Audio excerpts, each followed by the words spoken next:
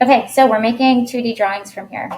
The first thing I want to do is figure out what is all this. Okay, I want to get rid of some of this stuff because it's just like more than I need. So I'm going to type in SEL hatch and get rid of all that stuff. Now, what are all these things? These are block instances. We shouldn't need any of those either. So I'm going to type in SEL block instance, and I'm going to delete all those. I just want what I modeled in here. And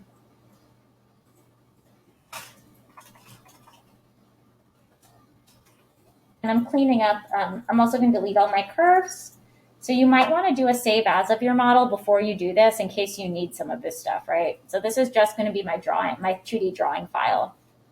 Type in SEL curve and delete those out. Okay, so now I should have a pretty clean model.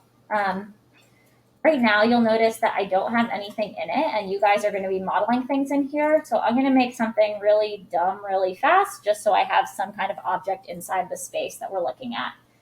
I'm going to make a loft. So I'm going to pretend that people have to go through like some kind of tunnel in my space. So I'm going to make a new layer, give it a color. I'm going to call this tunnel.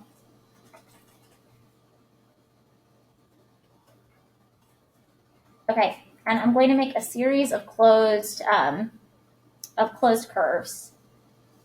So over here, I'm going to turn on project so I know that they're flat.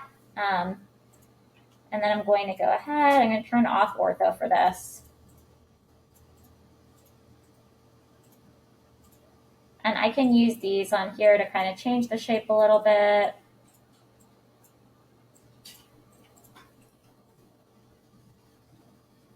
I'm going to make a few different ones. So maybe these are like, this one's like a chair that people can sit in, so it has more of that area.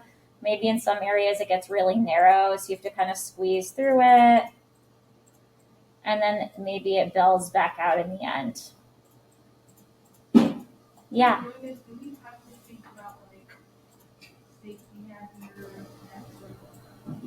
In terms of accessibility? Yeah. So basically, I would think like right now I'm kind of eyeballing this, and I know this is about 6 feet wide. So I know that's wide enough, but you don't want to make an opening that's like 2 feet wide for a person, right? You need like 32 inches clear at least. Also, like height-wise, I'm kind of using the door to gauge it. So like I know that this is 7 foot high. If it's 6'8", people can bump their head. So anything you put in there, you need to have it at 6'8" or have something under it. So for example, like let's see, is there anything in this room like that? Not so much. Let's say this fire thing came out farther, like if it comes out more than 4 inches, and if it were a little bit lower, they'd need to put a rail here or like a piece of furniture here or something here so that people don't bump their heads. So yes, but for right now, I'm just kind of doing a quick sketch. And also, like I said before, like, oh, well, this might be something people could sit on. I guess I'm thinking in terms of like, it's not a super formal seat. If it were a formal seat, I'd make sure that, it's 30, less than that. How high is the seat again? 18. So it's 18 inches high, 30 inches deep, right? So I can, if I'm taking my time, I can start thinking about these sections and like actually make them work for a person. So if I wanted to make that like actually good seating, I would say, okay, it should be about 18 inches high, about 30 inches deep. So this actually needs to come down a fair bit for that to work. Like, how do we move create like sharp lines also? Yes, so if you wanted this to be more sharp lined, you would use the polyline tool. Okay. And then you could have something more like that. So once I have these sections, I'm going to move them so that they're the width apart I want. So if I go into, now the question is, which model have I been working on? Which one is this? It's both of them. Okay, I only need one. So I'm going to get rid of, this one looks more finished, I think. Okay, so I'm going to get rid of this one. Okay, so right now I have these sections, but they're not distributed on my space. So I'm going to go into plan view. and I'm going to move them over. So, and I can kind of have two things open at once. So let's say I'm going to deselect this one, move the next one's back, deselect that one, move the next one's back, deselect this one, move the next one back, next one back. Okay. So I can kind of see what's going on, but it's a little bit hard. So I'm going to use a section plane so I can see inside. So, or a clipping plane. So if I type in clipping plane, and this is a lot like what you have in SketchUp, you can make a plane, and then if you move it in, it'll cut your model for you so you can see what's going on inside. So I'm going to just cut away this so I can see inside a little bit. All right, so now that I have these shapes, it looks like this one didn't quite get far enough, so I'm going to move that over farther. I'm going to loft them, so I'm going to type in loft, and then select this one, that one, that one. I want to make sure I select them in the order that I want them. So now I have this kind of like crazy looking shape here. It looks like it didn't do great when I went from the curvy shape to the more segmented shape. Like it didn't really know what to do with that. So I'm going to hit cancel, and I'm going to not put that one in and just keep them all smooth for this. I'm going to try that again. So I'm going to hit loft. So lofty is what connected them? Yeah. So lofting is actually a term from shipbuilding, which is kind of wild. So like if you think about when they build a ship, they kind of build all the like big structural parts, and then they use bendy wood and make the sides of it. So this is kind of like taking these sections, and it's like taking bendy, or in this case a surface, and molding it to fit that. So I'm going to hit enter for loft. I want to make sure these like are all kind of going the same way. If one is reversed, it's going to twist it. So like if this is normal looking, if I can hit align curves and like move that one. Do you see how it like twisted it? So it's sometimes you have to like fix that. I'm trying to get what else goes wrong. If I messed this up and did, let's say I selected them out of order. So I selected this one, then that one, then that one, that one, hit enter. It's going to like try to go in order. So it'll go from here over to here, and then it'll make like a space inside there. You know, which like it can't do. It's not a real thing.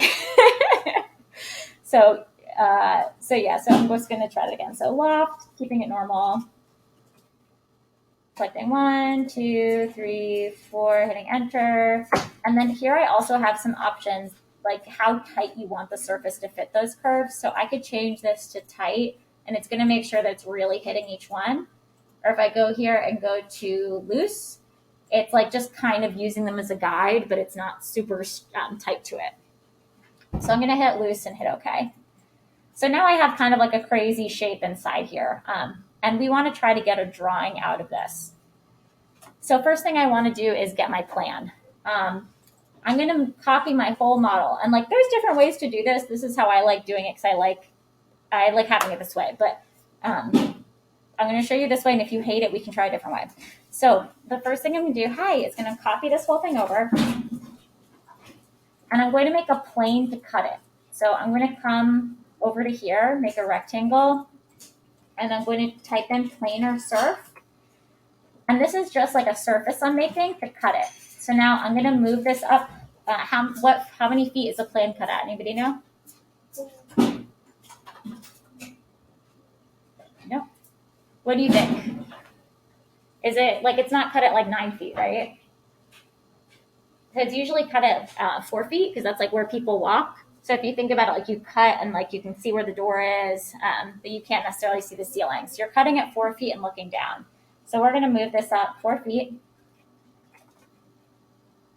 And make sure you have ortho on so that like it goes up straight. And now I'm going to type in split. Or I'm going to unselect it. I'm going to actually move this forward so that like I can just see this all by itself.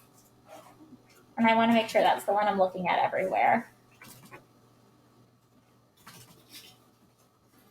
Okay, so I'm going to type in split. I'm going to select my whole model over here.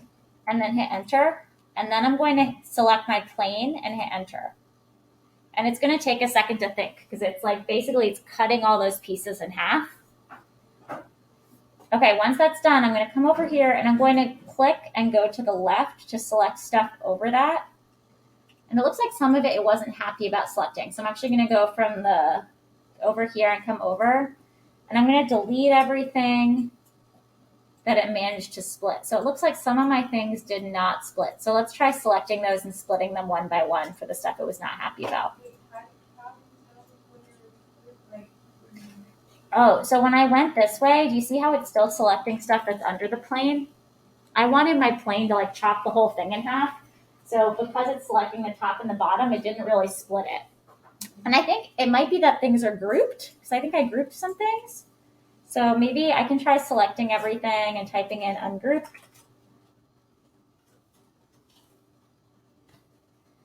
And then I'm just going to try splitting it again. So I'm going to select all this stuff, type in split, select my plane for my cutting object, hit enter. And like I know some things didn't work. So up here it said split failed. So we got to figure out why this split failed. That's odd.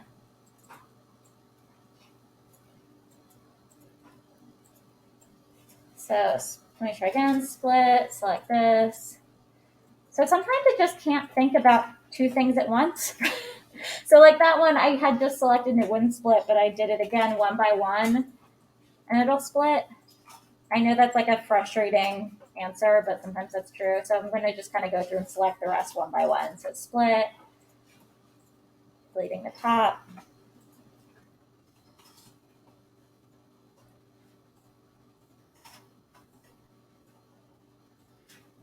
Let's see if I can get away with 2 at a time.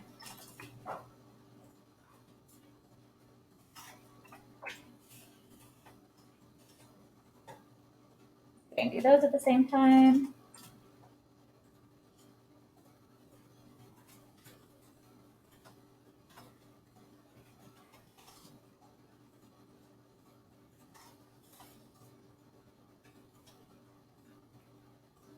Okay, so some things are kind of tedious about this, but split, selecting all these guys.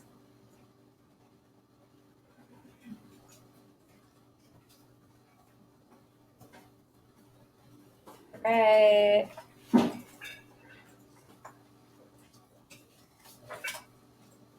Okay, and then these are the last things I think that I need to split. So I'm going to select these things and type in split. And then my cutting object is this. Okay, so everything was able to be split. Sometimes you just have to do them one by one because the program's fussy. Okay, so now I have this. And what I'm going to do with this, I'm going to use it to make my plan. So if I go to top view, I'm going to select this whole thing and type in make 2D. And when I do that, I get this dialog box. So I just wanted to give me the top view of this.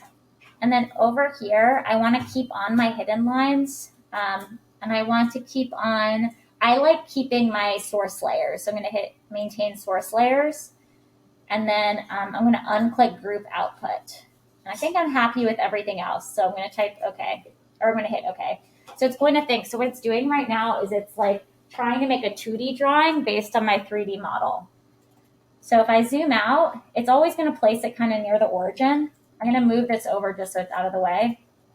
And so here are my plan lines.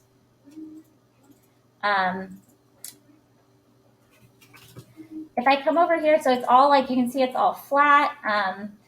What I then can do now that it's flat is use my AutoCAD skills. So for example, like my doors right now don't show as swing doors, right? But I want them to be. So I can come over here to my circle tool, and let me think. They want to come from, this wants to come from here over to here. Have all of you guys done some drafting, just like AutoCAD drafting?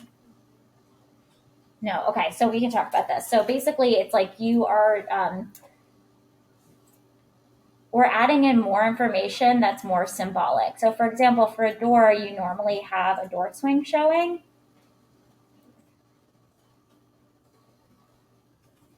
And the door swing, I'm sure you see this, looks kind of like this, right? It's a little butterfly. This shows like the path of the swing, and this is the door itself. So where I have the doors in plan, I would normally put that in so that we symbolically, we symbolically understand like where that's happening. There isn't a whole lot else I need on here, but like, for example, I might also want to add in more detail that I don't have in my 3D model. So I could import something. So let's say I have a chair and I didn't model it in 3D for whatever reason. I could search for an AutoCAD, like AutoCAD block chair.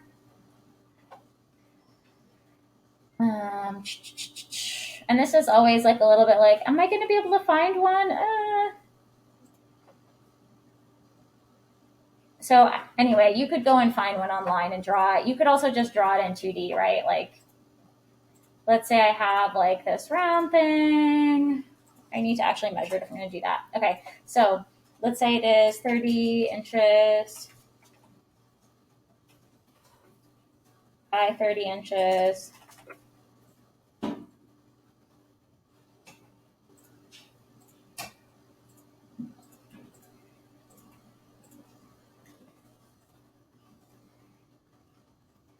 Or you might just start adding in like extra information, whatever that might be. You can add in text. Actually, we're going to do text in Illustrator, so don't add in text. You can add in dimensions here. So if you type in DI, I think it's Lindim in this, let me think. Or no, it's dim aligned. Let's try that one. A little different every program. Since I wanted to know what the measurement was between the columns, I can click there and then come up, and it'll tell me it's 21.5 inches. This right now looks super tiny because this is like at full scale, right? So I tend to kind of get my dimensions here, and I tend to put them in an Illustrator again. There is a Rhino layout tool that's kind of like AutoCAD sheets where you can dimension things and annotate things. But for studio projects, I find that I'm not usually putting in a ton of dimensions. You know, it's usually just one or two here or there. So I tend to just do it in Illustrator, which I'll show you guys. So let's say I just want like in between the columns. So I'll dim over here too. I have a question. Yeah. Can you import AutoCAD blocks into Rhino? Yes. Okay. I was going to show you that and then I chickened out. Hang on. Let me actually find one because like the tricky part is finding one that's not going to like crash your computer. Yeah, so I was like, are there specific blocks for Rhino? No, you can just import a DWG. So this says it's free. Ooh, let's hit download. Fingers crossed we're okay. So this should be in my download. So if I go File, Import, and then go to Downloads. So what might happen is it might come in at the wrong scale, and it might be all grouped funny. So let's see. So if we bring it in, yeah. So it came in like I'm assuming this is like feet or something. So if I type in scale, give it a base point, I'm going to type 1/12 and hit enter. Oh, they're still way too big. So maybe these were in metric or something. So I think the trick is just once you get a block, you got to make it like the right size. And with chairs, it's a little bit tricky. Do we think this table is like maybe a 36-inch table? Usually when I download CAD blocks from online, they're in metric. Yeah. So if you can like track ahead and kind of like figure out what you need to scale it to, that's one way to do it. I tend to like find something and that I should know the dimension of and scale everything. So I'm going to offset this 36 inches. Or no, 36 inches. Wow, that's really tiny. Okay.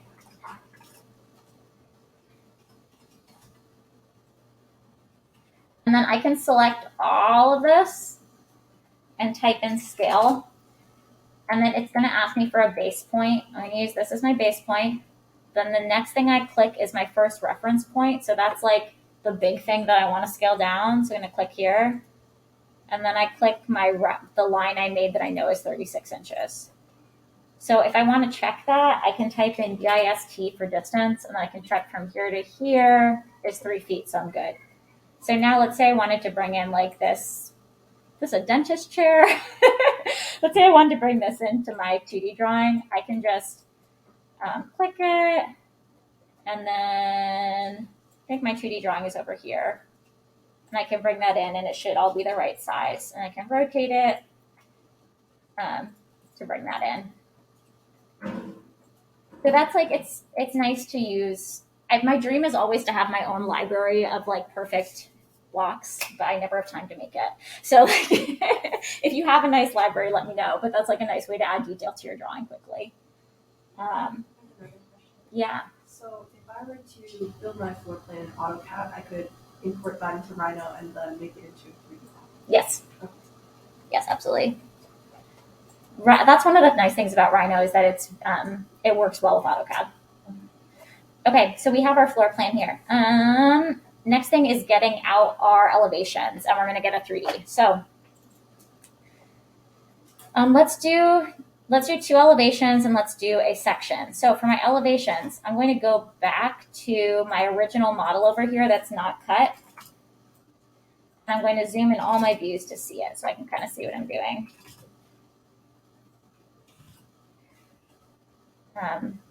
So let's say I want like the right view and the front view. If I select this and do again my make 2D, over here, I'm going to change this. Does it let me do, what's page 3? Okay, so let's do front view. I'm going to keep on my hidden lines and everything, maintain my source layers, hit OK.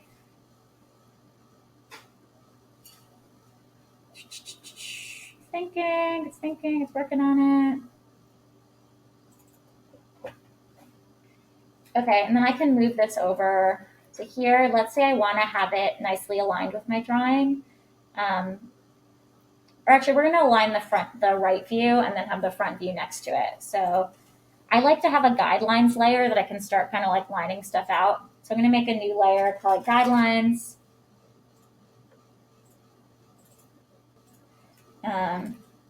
Oops.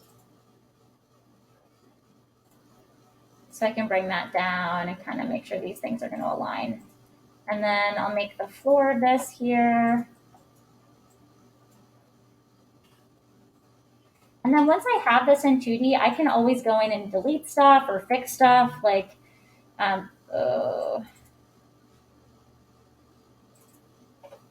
for example,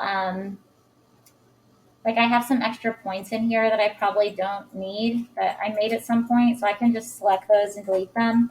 Maybe I don't want to express that there's the line between the frame and the mullion. So I could select these, type in TR for trim, and then clean up that line. These lines that were my loft shapes I don't need, so I can delete them. So just remember that like you're welcome to now go in and fix this, right? If there was something that didn't model right that looks wacky, like fix it. You know, these are just 2D lines. They're a little bit easier to change than the 3D. Okay, so I have my front view. Let's get my right view. So I'm going to select my main model again, type in make 2D. This time I'm doing right view, hit OK.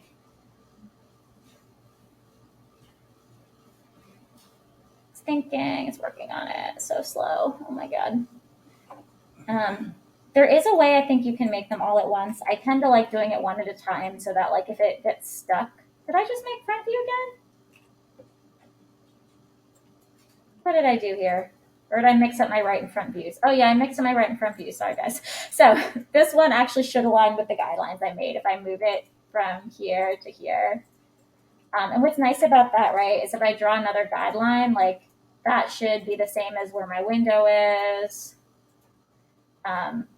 Like all that stuff should line up. Okay. And now I'm going to take this and I'm going to move it so it aligns to everything. So everything's like nice and tight. Okay. Last 2 views I want to get. I want a 3D and I want a section. So a section, I'm going to make almost the same way as I made my plan, which is a little bit annoying, but I like it because it keeps everything from being a hidden line. So I'm going to come over here to my model. I'm going to make a copy of it.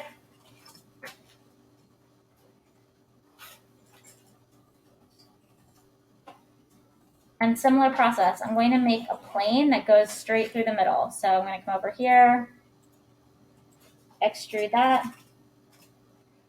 And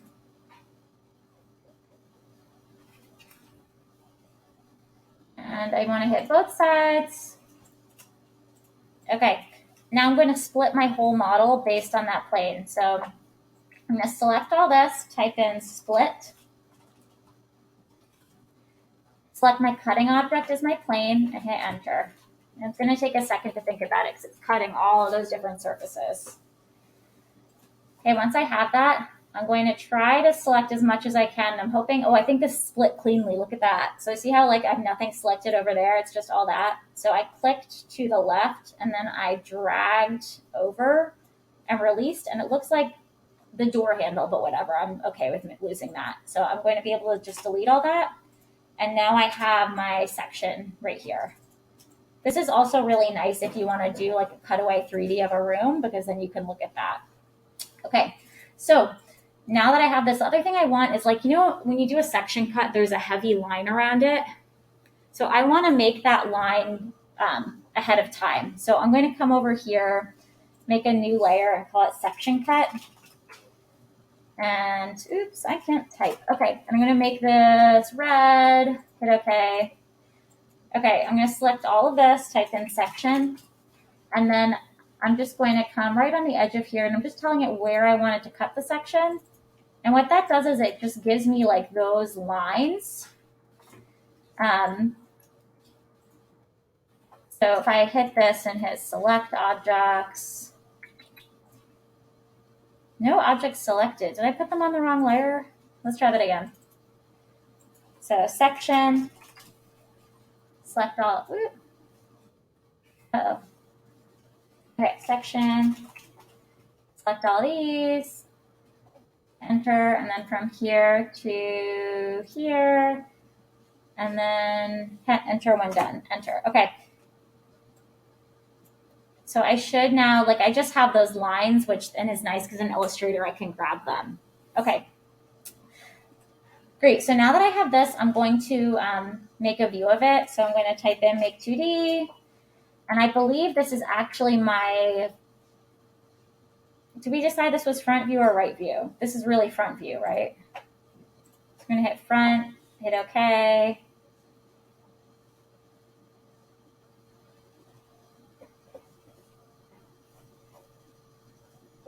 Let's see if that's the right one. Yep. Bring this over to my drawing, and I'm going to make these guidelines a little bit longer so that I can line this all up.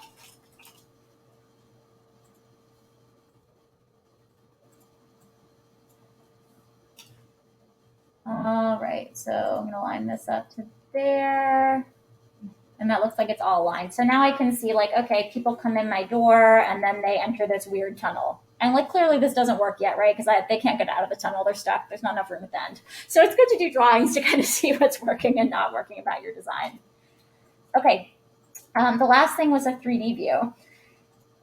So if I do, I think for my 3D view, I'm actually going to make one more of these because I want to get rid of the front wall, but I don't want to be this far in. But I definitely want to be able to like see some of what's going on, you know? So I'm going to come back over here, copy this.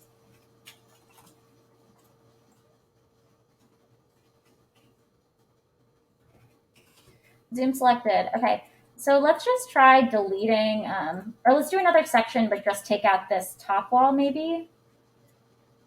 Or maybe the ceiling. What's it look like without the ceiling? I think like you'll have to kind of look at your project and feel like what's a good 3D view to have, what's helpful to see. I think for mine, I'm going to get rid of the ceiling and maybe this wall. So I'm going to come over here, and I'm going to do the same like split thing just to get rid of that wall. So I'm going to come across, extrude this.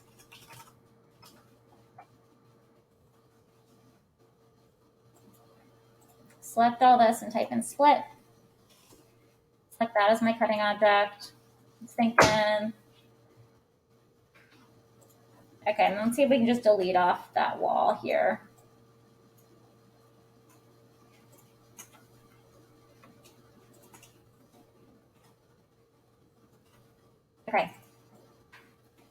So I want kind of my 3D view to be of this. I want to get this like kind of close to how I want it to look. So I could also make this an isometric view. So if I come over here and do set view, I can go to isometric and do like northeast. Oh no, which one was it? Did that one? That's the wrong side. So let's try. It's still going to be in parallel perspective if I move it. So parallel perspective means that like it's keeping like these are staying straight and like all these lines are staying at a particular angle to each other rather than perspective where things kind of get smaller as they go away from you. So you can decide whether you want a perspective or an isometric. I'm going to do an isometric for this. Okay, so once I'm happy with this, I'm going to select it and again type in make 2D. And this time I just want to stay on view. And I want to still keep all my hidden lines, maintain source layers, hit OK. So now it's still just making that 2D drawing, but it's making it of that 3D thing. So here's my 2D drawing. I'm going to bring it over to here. Okay. So now here is my little set of drawings. I'm going to do one more thing, which I should have done before. Is this view still saved? Okay. Luckily, I still have this view saved. When I make a view, I like to save it so I can go back to that same view later. So if I go over here, I can go to set, I think it's set camera, or which is it? Or maybe set view. Okay, so I go to set view, named views, and then I can save this. So this is my parallel view 1, hit OK. So why that's nice is if I then like mess with this, do whatever, if I come back to this, it'll go straight back to that view. So now let's say I want to render this just to get some shadows in here. I'm going to come up here to render. Let's see, render, just hit render. And I don't know how good the render is on here. It might be terrible, but we're just going to hit render and see what happens.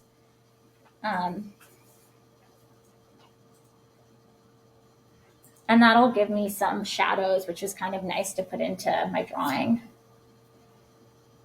It's thinking about it. Come on, computer, you can do it. The more materials you add and complexity it adds, the longer it takes to render. So like the glass sometimes takes a while, so that might be what it's angry about. Thinking. Okay, so I'm going to do file, save as, save it somewhere I can find it. I think I've been saving everything under downloads, which is a terrible practice, but what we're doing right now. Parallel. Okay. So I'm all set to make my 2D drawing. So if I come over here, I'm going to bring it into Illustrator now to do line weights. Trying to there's anything else I like doing. Oh, the other thing I like doing is I like joining lines that are on the same layer. So for example, if I take this line, which looks like it's in the section cut layer, I can right click on my layer. Oh, hang on. I can right click on my layer and hit select objects and then type in J for join. Hang on. It's not selecting anything on here though, which makes me, oh, it might be like in a 2D layer now.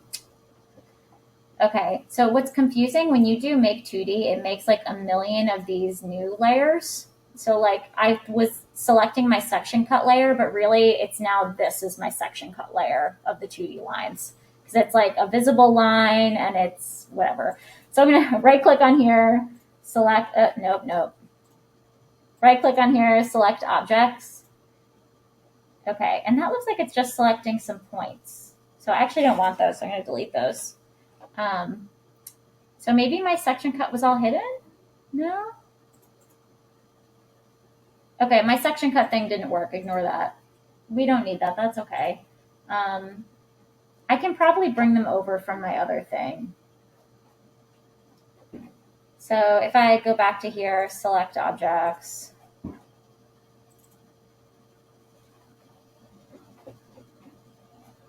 Let's see, they're over here. I can rotate that down.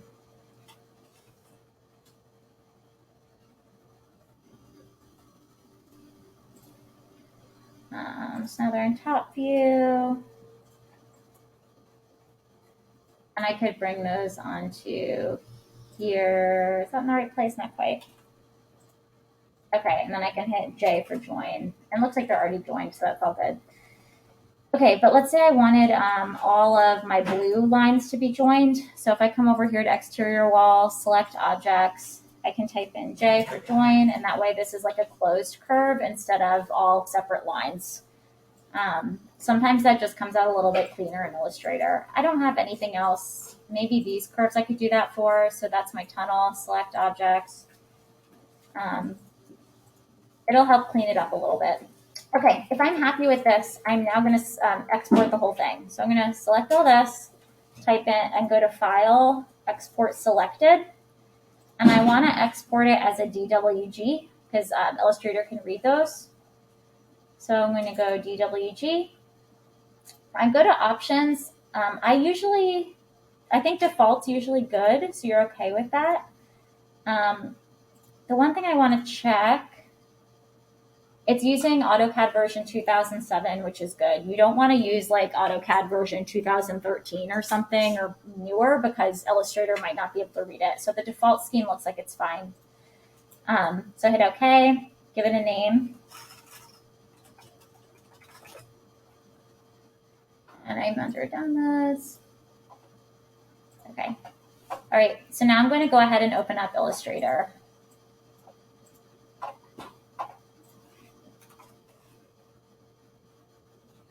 Ooh, Have you guys worked in this lab before? Do you know if it's the new one or the old one?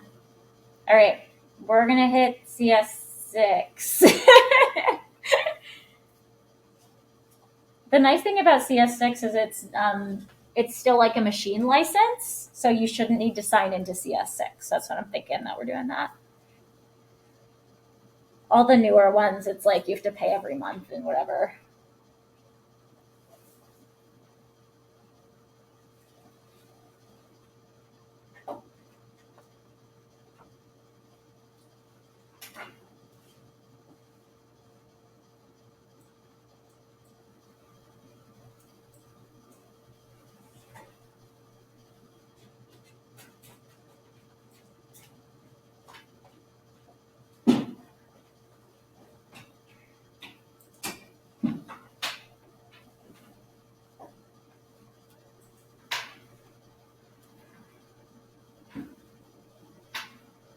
All right, so File, Open.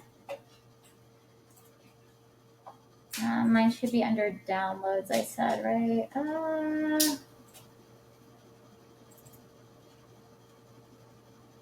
Okay. So this stuff is going to be really important.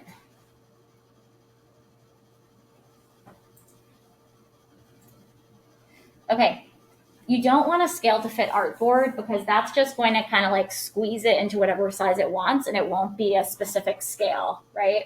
So you want to go over here and hit scale by 100%. This is where we have to do some math and I always mess it up, so you have to like go slow. So 1 unit, so saying 1 unit in my Rhino file is going to be how many inches in Illustrator. So if I come to my Rhino file, let's see what my units are. So if I'm going to type in units, so this is in feet. So if I make this 1, it should be 1 foot equals 1 inch. So if my building is 20 feet wide, that means that my drawing is going to be 20. My drawing of like one side of the building would be 20 inches wide. That's probably too big. Let's try 1/4 inch scale. So I'm going to say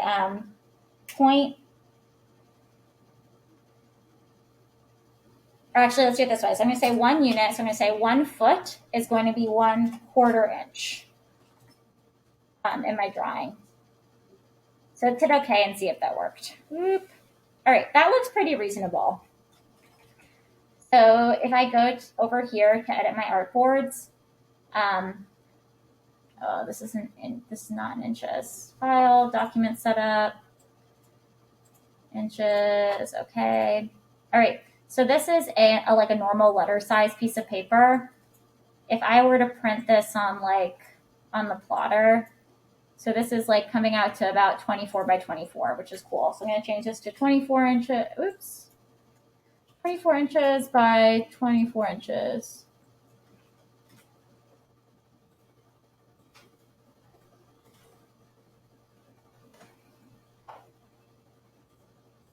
Okay.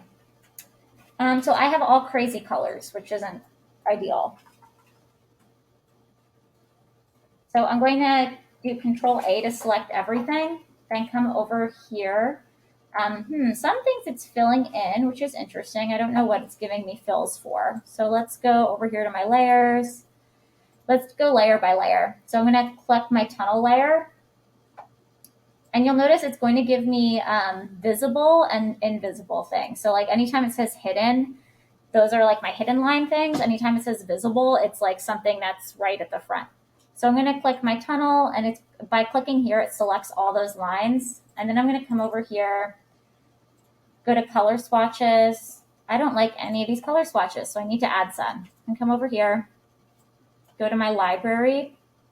I usually like Pantone, so I'm going to go color books, Pantone, and then I can just select a couple to bring over. So I'm going to bring over a black. I'm going to bring over, let's say we're going to have a red in here, and then obviously whatever other colors you want. Okay, and maybe I'll bring in a couple of grays to work with. Okay, cool. So going back to here to my layers, I selected this to select all my tunnel pieces. And then over here, I'm going to go to color swatches, and I'm going to pick my black and hit okay. So now all those lines are black. And actually, I'm just going to select everything and change it to black to start with. So I'll come to here, color swatches, black. Okay. Now I'd like to start going through and adding line weights. So all my hidden lines, I can have be like a lot lighter. So over here, anywhere it says make hidden, I'm going to select all of those because we have a lot of hidden lines on here. Is that it? And this one says visible. Okay. Nope, these ones too. Hidden. Okay, so all those hidden lines, I'm going to change them to 50% opacity. I could also come over here and change the stroke. So if I click this little down button on stroke, I can change the weight. So I could make it like 0.25 inches. Right now they're a dash line, but it's a really small dash line. So I'm going to make my dash line like like a 2-point dash. And then once that's set, I just should be able to click out. And now if I zoom in, you can see that everything that's like a hidden line is back in there. I'm not sure why my door came out as hidden lines. It shouldn't have. So like my door lines here, I might need to then move onto a different layer. So if I were to select all of these, I'm not sure why those got hidden. They shouldn't be. So there's some fussing you might have to do, changing things to other layers. But I can come over to my layer, and the way you change layers is right now it looks like those are on the hidden, and I'm just going to move those over to visible. Make visible. I'll just move them over to like 0. Okay. Then if I select all of these, I can change my stroke here to be like 1, and I can get rid of the dash. Okay, so let me go through and change my other line weights. My section cut, I want to be heavy. So if I zoom out, that's my section cut here. So I'm going to take all those lines, and I'm going to change the stroke to be like 3-point. And so you can see like that's like a nice heavy line that I brought in. All my other visible ones, I'm going to make 0.75. So I'm just going through 0.75, visible, visible, visible, visible, visible. Okay, and all of these I'm going to change to 0.75. And I'm going to come over here and just make sure that they are not dashed. Okay, So I can go through and I can fuss with it, right? I can change all of these different things with the line weights. I could make some of the line weights red. I can either select them always by layer, or I could change things individually. There's two more tricks that I think are pretty cool that I want to show you to finish up this drawing. I have to remember, make sure I don't forget anything. Okay, so annotations, right? So annotations, I normally make another layer, call it annotation. And here I'm literally just like adding in text, right? So I could put in my drawing name.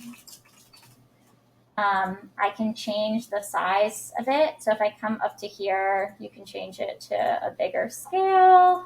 I always want to put my drawing scale on here. So I made these at 1/4 inch equals 1 foot.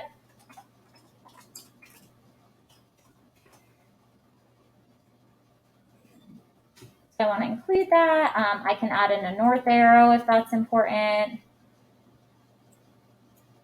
So there's all that annotation I can do. I can also come over to here and like, so my dimensions are on here, but they are really, really tiny. I can't read them at all.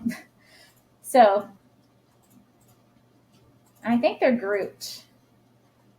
So rather than try to fix that, I tend to just go back to my Rhino and find out what that measurement was. So this one was 22 feet, 4.5 inches, and I would just make a text box, 22 feet, 4.5 inches.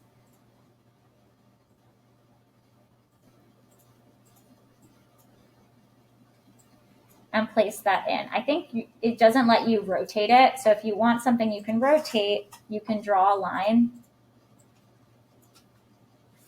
Take your text tool, and then you can draw on that line. 22 feet, 4.5 inches. Okay. So I can bring that over to here. And I can even add like a white box behind it to get rid of the line so it looks like more official. Okay.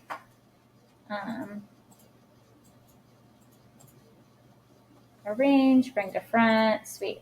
Okay. So that's how I could stick in a dimension.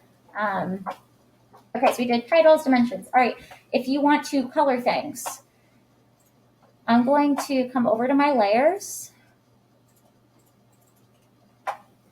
And I'm going to make a new layer. You make a new layer down here, and I'm going to call this Make 2D. Or sorry, not Make 2D. I'm going to call this Paint. I'm going to select everything else except my annotations. So annotations, I'm not going to select. And my dimensions layer, that got onto tunnel somehow. Do I need that? Yeah, I do need that. Okay, so I'm going to select all of this stuff. I need to deselect my dimensions because they're going to mess things up. Okay, so I'm going to select all that and do Control-C. And I'm going to come onto my paint layer. And I'm going to go over here and make sure that Paste does not remember layers. You don't want it to remember layers for this. And you're going to do Edit, Paste in Place. Okay, with all that still selected, you're going to come over to here and make the stroke clear. So like over here, make this, hang on, change down here, change this to nothing so it's invisible. And then go to Object, Live Paint, Make. And then if I come back to my layers, I'm going to drag this all the way to the bottom. And then if I take my Live Paint tool, which is hiding, let's see which one it's under. I think it's under Shape Builder. So if I go to Live Paint Bucket, I can change this to whatever color I want, and I can start painting.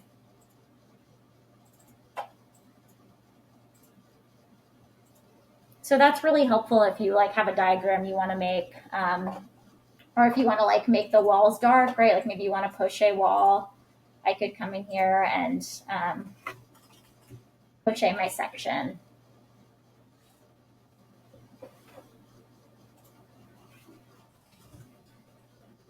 Okay, and then if these colors are very bright, I can always come over here and bring my opacity down to like 50% or something on that. But that doesn't affect my lines, right? Because my lines are another layer, so those will still be nice and crisp. Last thing I want to do is bring in that render I made. So if I go make a new layer, I think I just insert. Let's see. It's file place. I can bring in that 2D parallel view render and place it. And now if I bring this over here, it should be from the same exact view, so I can scale it. Oop. You might want to lock other layers while you're doing this so you don't move things around. Okay, and that. So I can just scale it using the sidebars here.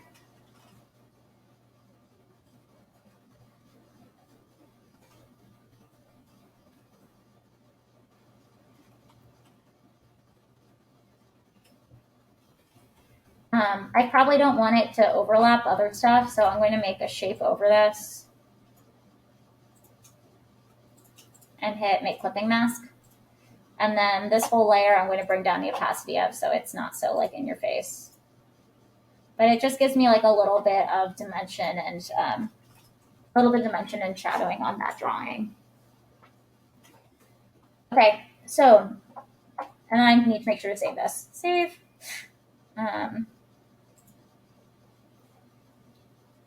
Okay, so this is more or less what I'm looking for on your drawings, that you'll have a plan, you'll have your elevations, you'll have your section, you'll have a 3D with your own design in there.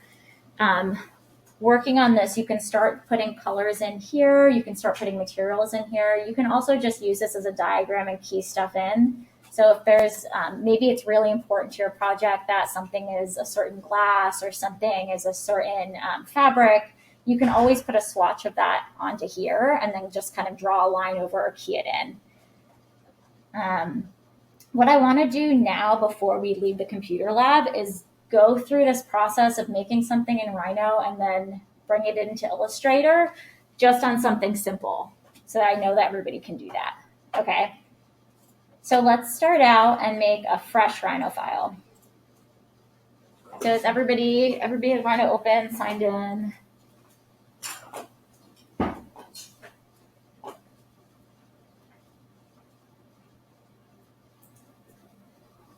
Just super fresh file.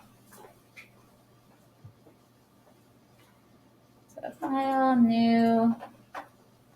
All right, so I'm going to do large objects, feet and inches, hit open.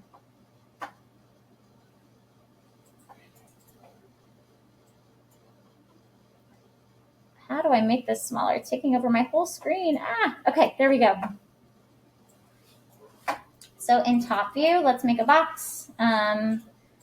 Let's make it 20 feet by 30 feet.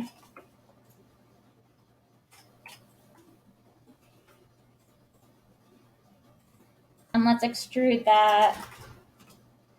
Let's extrude it 11 feet. Oops, I have both sides on. Make sure both sides is not on, and solid is fine, 11 feet. Okay. Okay, look up when you are there. Okay. I unlocked the door, so you can close it. Oh, okay. Cool, thanks.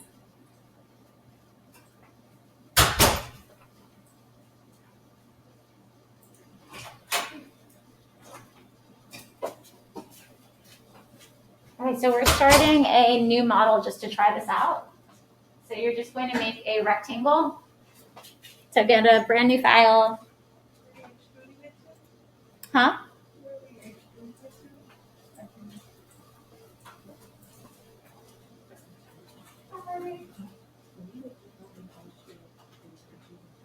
Okay, you got your pen, you got yours. Almost there.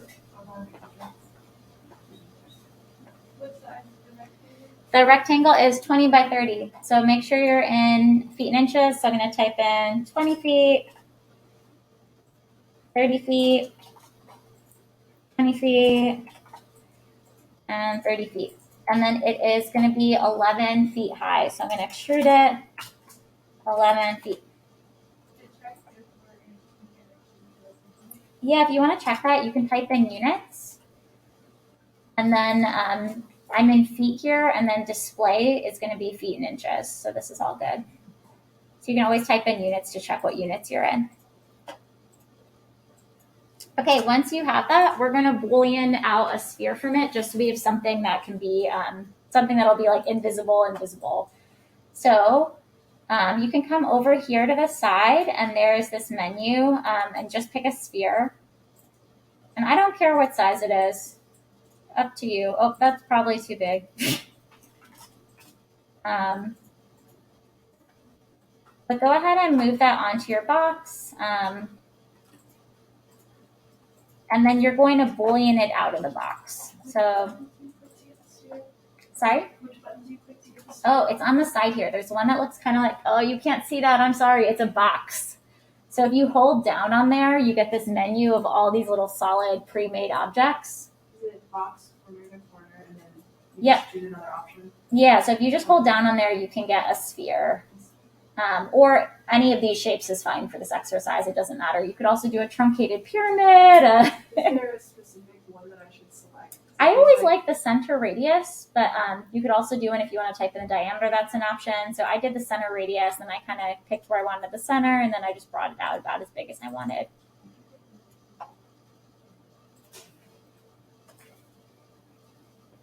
Yeah. Feet and inches changes to feet. There you go. Hit okay. Sweet. Yes, I think. Yeah. Sweet. Okay, so then your sphere tool is under here. If you hold down that box, just hold it down, and then like that one works. Yeah, just click on it.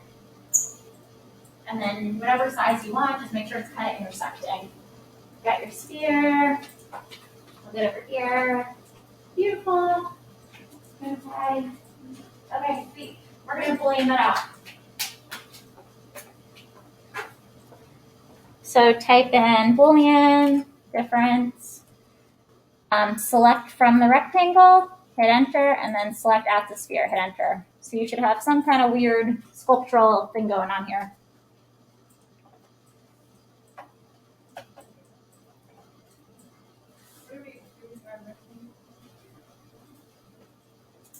Sorry, I didn't hear you.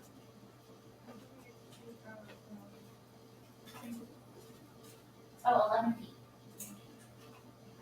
Yeah, and then you're just scooping out that sphere.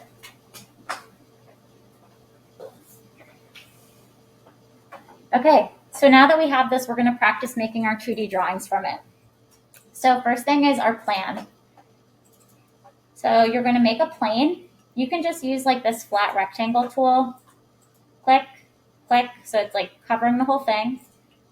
Select it and type in planar surf to make a plane. I'll do that one more time. Coming over to my rectangle tool, I'm just clicking so it totally covers my whole plan. Then select it and type in planar surf. Once you have that, you're going to move it up 4 feet. So M, enter, and then come into like your front view or your right view, and you're going to come up 4 feet, hit enter.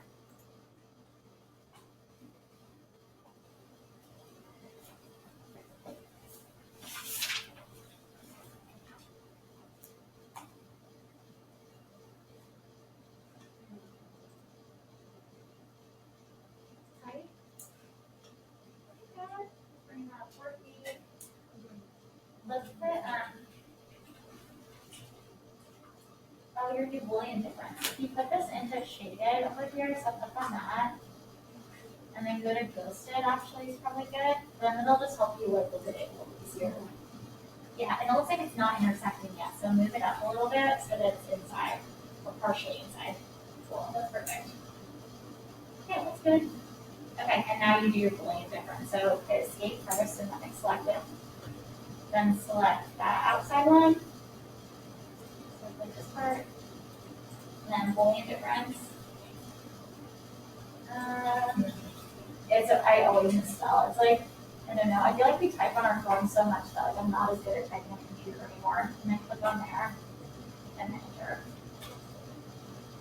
Okay, so it did cut it out. It's just because it's like inside you can't see it that well. Yeah, that's good. Okay, so now you're going to make your plane. Okay, so use your rectangle tool, make your plane from here, just around the whole thing. You want to make sure you're intersecting, so it will cut the whole thing.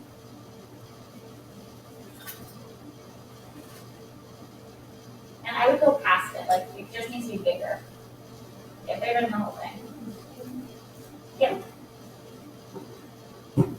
Okay. And then you need to move that down. So go ahead and move that down. And you want it actually should have been on the so delete that a second. Let's start from again. So put project on. Okay, then grab your rectangle tool and come like out here all the way out there. Yep, click. Yep. Select it. Take in planar surf. Yes, and it's like SRF. Yep, hit enter. And then select both of these together. So make sure you have both the plane and the outline. Oh, not that, like this and the, right now just the outline selected, so you want the surface too. Or the surface, yeah. Surface, and then come into your front view, move that up 4 feet. Yep, so and enter, move that 4 feet.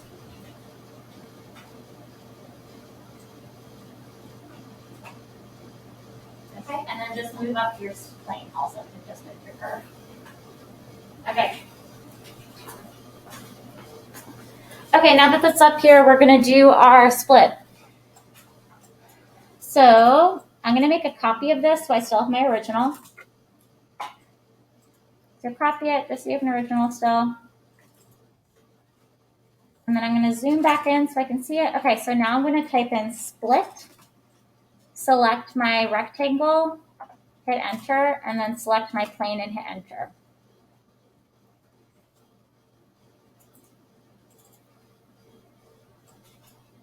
And now I'm going to delete the top part. So I'm going to delete out the top. And then I'm going to delete my plane.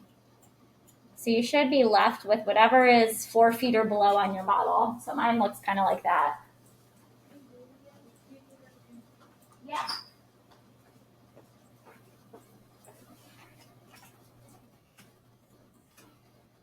Okay, so I have this essentially. So I'm going to type in split, select my rectangle, hit enter, and then select my plane and hit enter.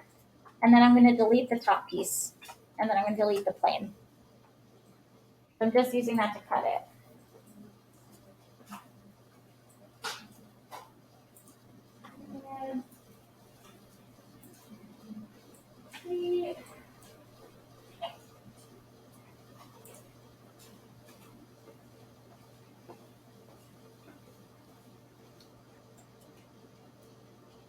Okay, I'm now going to select this object, go into top view, and type in make 2D.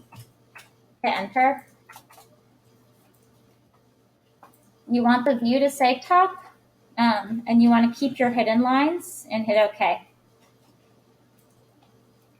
And it should be pretty simple. It should just look something like that.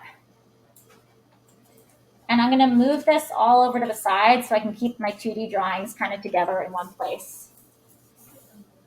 Yeah.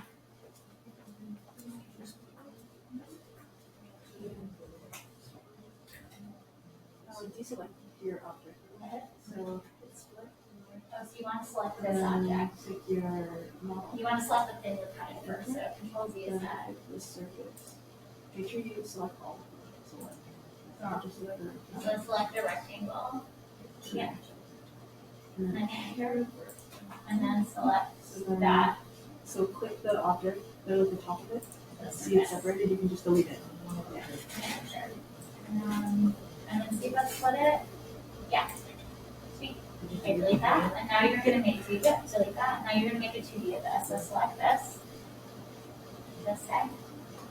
Oh, actually maybe drag it in here so you get the whole thing. Yep. And type in make 2D.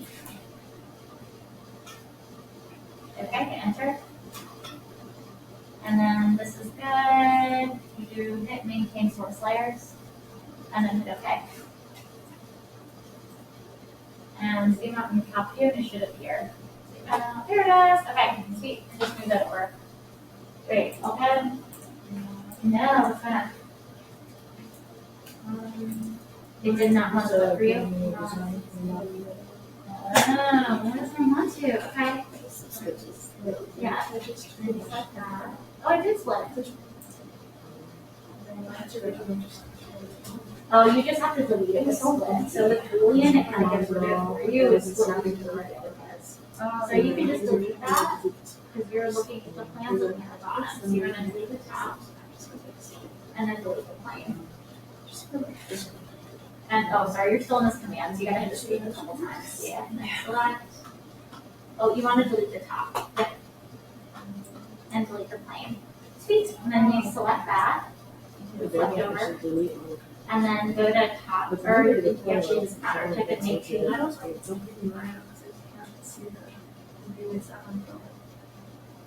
And then change this to be top view. Keep your source layers. This is maintain source layers, and otherwise you're all good. Okay.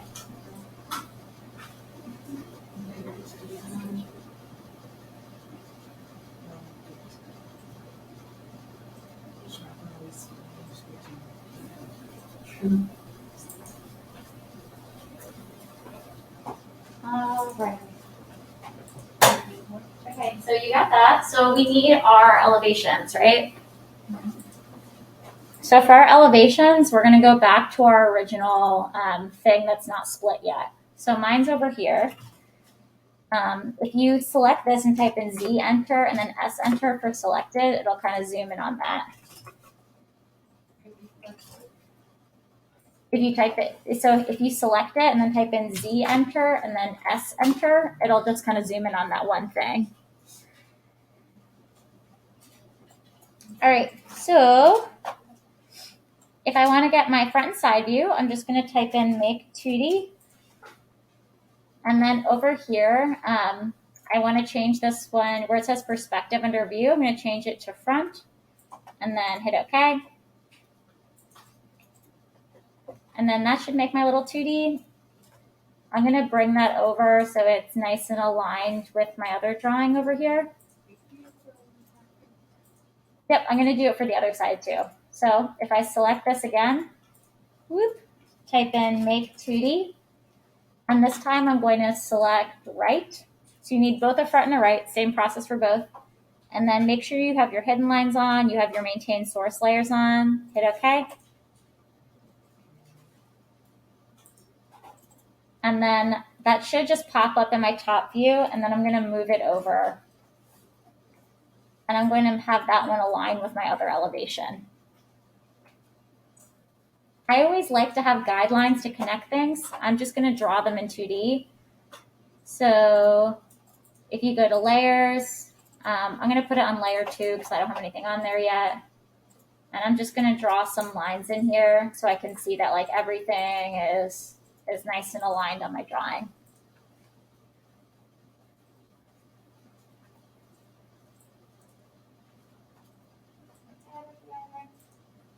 Looking good. So you can just drag. I just kind of like drag them all over, and then like if you type M enter and move it, then you can align it. Because like if you type an M and enter, you can actually take a point and move it to align with their points. If you just drag, it's hard to get things to align. Beautiful. Yeah, you can, but you also like you have all these things. So if you zoom out, like you should be able to just kind of like go to an edge, zoom in, back in. Sorry.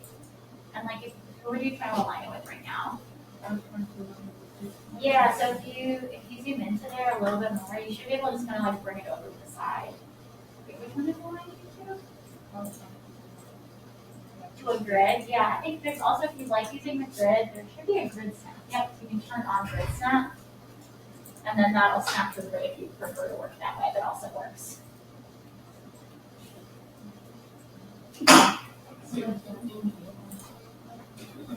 Okay. Good.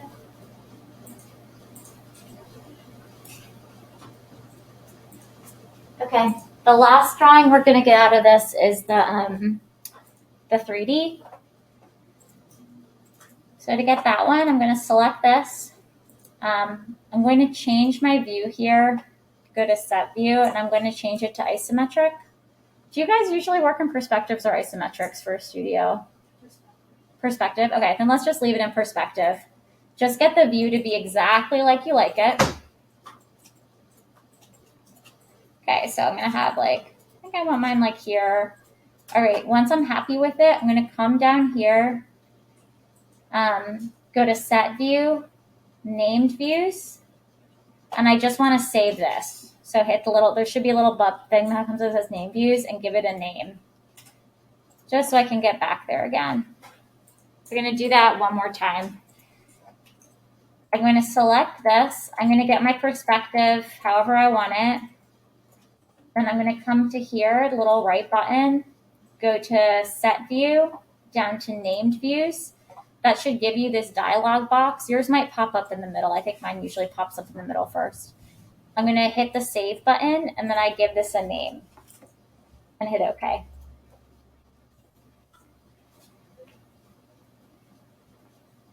All good.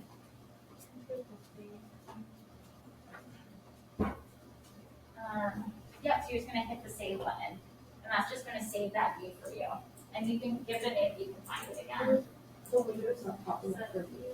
Yeah, set view, named views. And then you're just gonna hit that save button to save that view. You need to be in this view first. Cancel a second. Click on this one. And now hit save. Yep. That's it. Yeah, it just did so you can get back to it later. Thank you. Okay. You guys, you okay with that over here? Great. And yeah, you gotta see. Oh, yours looks different. Okay, cool. Once I have that, I'm going to type in, make sure that this is selected, and then type in make 2D. And you just want to make sure it says the right name up here. So it says perspective 2. And then hidden lines, maintain source layers, hit OK. And now I can bring this over to my drawing. And I like to put it just like up in this corner, but however you want to set it up is good. So now I should have like a nice little drawing set up here.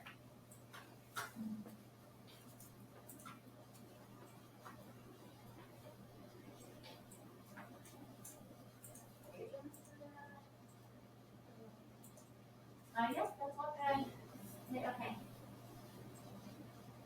And then if you zoom out and top view, you can just move that guy right over. Yeah. Beautiful. Okay. Last thing we are doing in Rhino is we're getting a rendered view out. So I want you to go back to that view that you just made. Make sure it's still in it. I can double click on here to make sure that it's the right one. And then I'm going to go up on the top here where it says render. You click on that and then just hit render. You don't need to change anything for right now for what we're doing. Just hit render. And it's going to take a second.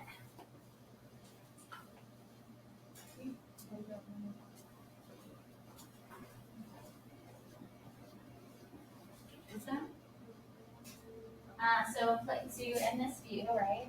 So click on that. Actually, can you save first? I'm nervous about your computer. Sorry. Okay.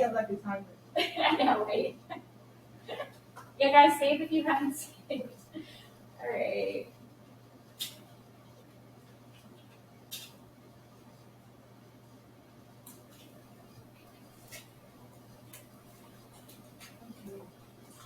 Okay, cool. So once you're in there, just hit render, and then render. And it's going to bring up this box and it'll render out. Yeah, so you probably don't want do you want your plane in there or no? No. Okay, so delete that. Go back to, we need your perspective view. So over here, click down. Remember how we saved it? Go to new, set camera, or set view. Sorry. Set view, name views perspective. Click on that. Oh, yep. Don't click on that. Perfect. Okay, so now go to render and hit render.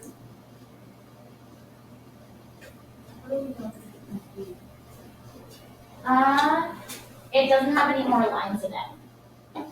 Right? Yep, yours is done. Yours is good. Yours is almost done. Yours is done. Yours is done. Yours working. Yeah, yours is done. Beautiful. Okay, so let's save these. Save it somewhere you can find it. So file, save, or save as, and then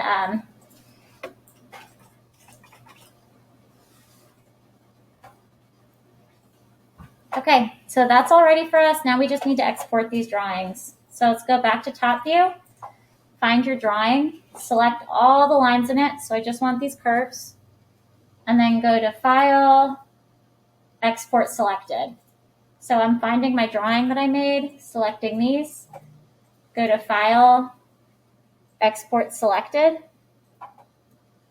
and then I just need to give it a name here.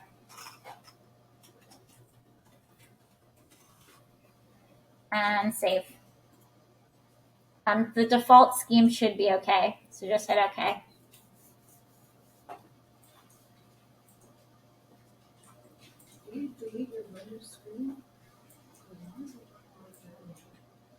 Oh, you should just be able to click out there. Yeah, just hit X. Because yours is not letting you hit X. Interesting. Okay, yeah, if you saved it, it's fine to do that. Is yours doing the same thing with render? I'm still waiting for it to finish. Okay. It's doing too good of a job. How do you get back to the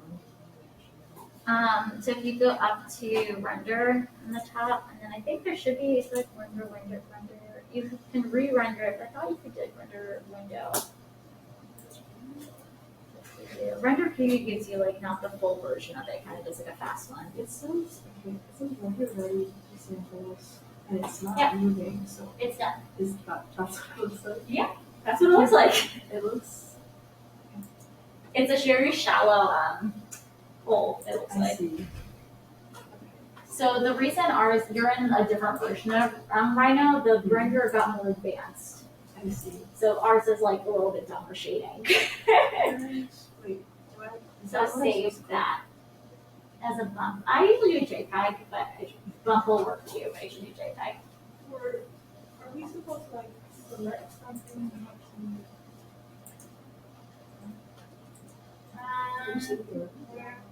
Are you trying to export, right? So you need to select, okay, cancel.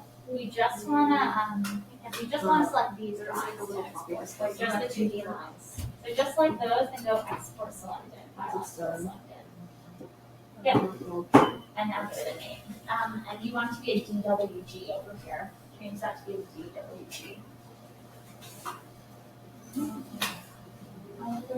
Okay, so export selected, and then you want it to be under here, a DWG.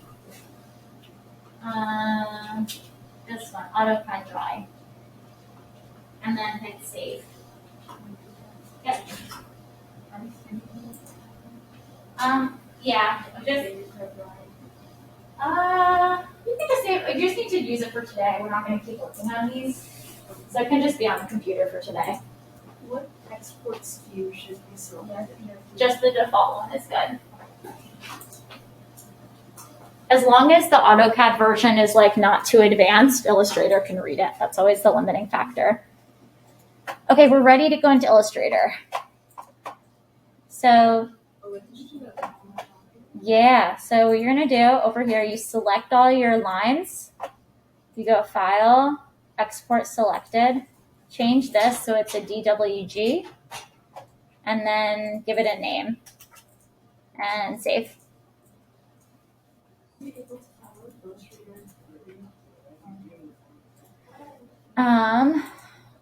Do you guys get Illustrator through Morgan? I think so, right? No. I thought you did, but I could be totally wrong on that.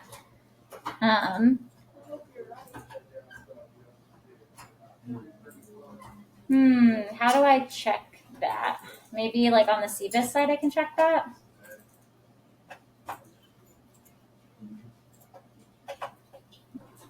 Yep. Okay, all good? Okay. Let's see. So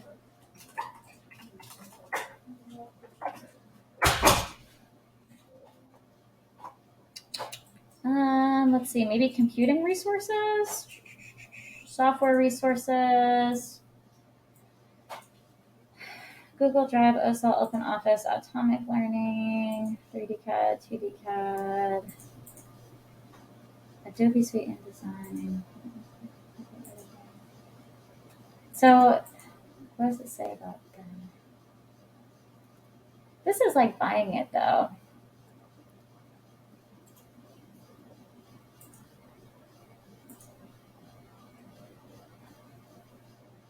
So it looks like they don't have it. You can download this other one, Inkscape, and use that. Or you can come work in here. I'm sorry. I don't think so. I think Adobe's one of those companies that like is not super generous. there's no nice way to say that. They're just not. I mean, there is a big student discount, but the software is just really expensive to begin with. I think it's like you can buy it monthly. So like if you wanted to buy it, if it was more convenient for you to like buy it for the month or something, I feel like it's, I don't remember how much it is. Let's see. It was $20 a month for students. Yeah, it's like $20 a month for students. So you could just be like, okay, this is my, it's worth it for me not to go back and forth to computer lab. I'm just going to buy it for the semester. So you could do that.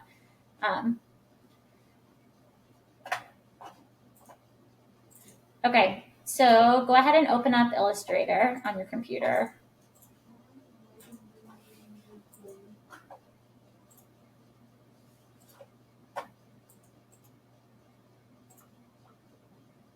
Sorry, what's going? Opening. It's just really slow. Mine took a long time to open too. Is yours opening up? Okay, yep. You need, it should be like Illustrator. That was 2021.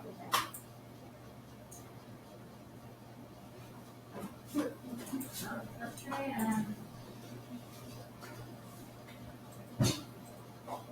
this one, CS6. Yeah. Open up the CS6 because I know that's on these computers. I don't know if the 2021 one is. What's the measurement for the tape? Inches. And is it like regular size? Yeah, for now you can just do regular letter size, and we'll fix that once we open up our file.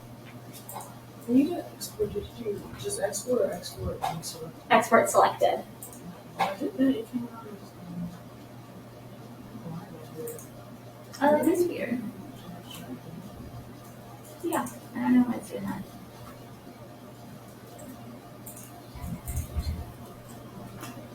It's like the default one.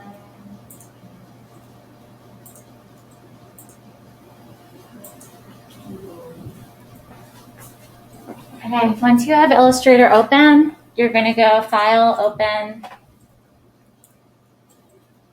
and then open up your DWG. So you just find the DWG file and hit Open. And then this is the part where we have to be really careful, is scaling it. So we're going to use the same scale we used earlier. So you're going to change this to say one unit. So in our model, that's like 1 foot is going to be how big on our paper? It's going to be 1/4 inch on our paper. So 1 unit equals 1/4 inch. If we wanted it to be 1/2 inch, you would change this to 1 foot equals 1/2 inch. If you wanted it to be 1/8 inch, 1 foot equals 1/8 inch. So just kind of like always repeat in your head and make sure you know which one's going with that. Okay, and then hit OK.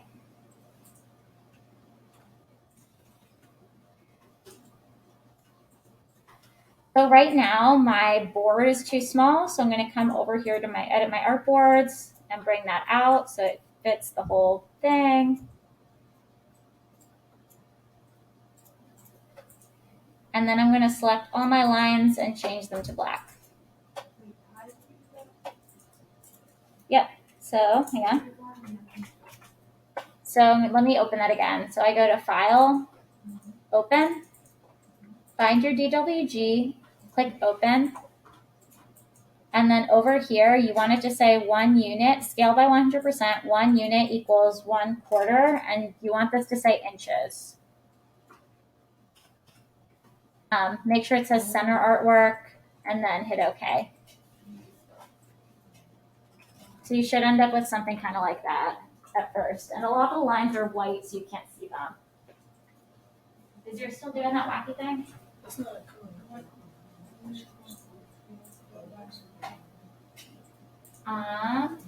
Go back to Rhino and double check your scale if you type in units.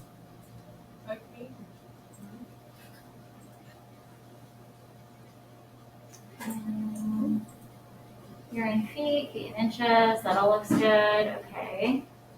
So try opening it again in Illustrator.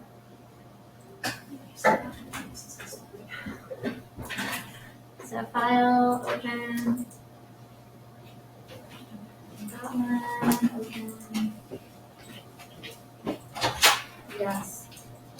Oh, it's just opening it. It's not giving you an option to change the scale. Okay, close all of those. Let's just try opening it again. Maybe it's like assuming the scale or something.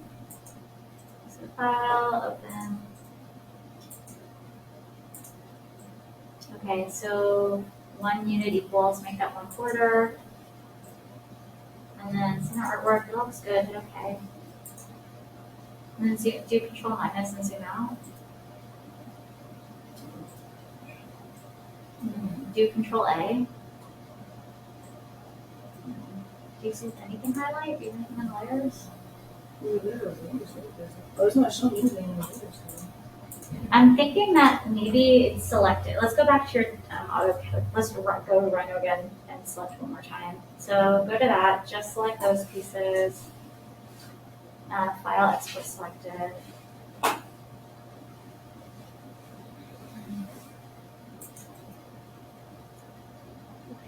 that's going to downloads. Do you want to change the name? Just going to which one it is. Go to options. Let me just make sure yours isn't doing something really different. Edit schemes. That should all be fine. Okay, hit done. Export.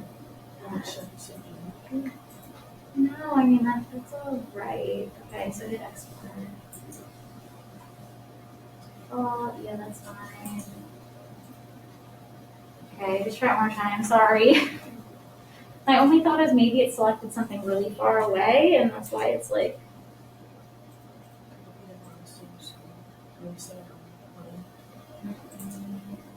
The plane shouldn't matter for Illustrator, though. Change it to 1/4.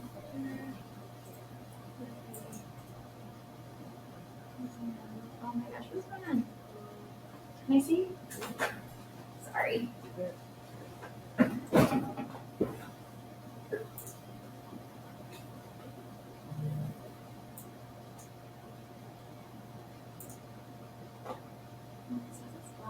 can't even tell where it is though. Alright, there's one that I think we could try doing instead. So if we go,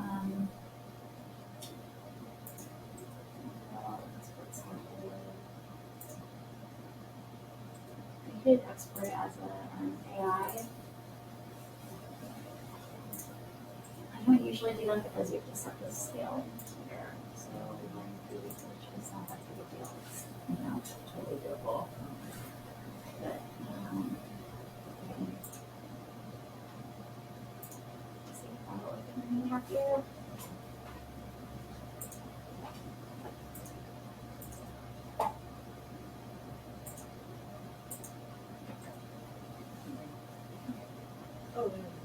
Oh, okay. It's just, why is it going all the way over there? I'm sorry. So I guess from your computer, just export as Illustrator. And actually, I think I do know why it's doing that. So when you do it, that's not the reason I usually use an Illustrator. When you do that, it keeps the origin. So you saw in your Rhino file how that was like off your origin a little bit. Mm-hmm. So just make sure before you export to put it back on the origin. Like move things out of the way so you can move it to 0. Okay. Is anybody else having issues with it opening? Yeah. Yours is blank. It opened before. Let me see.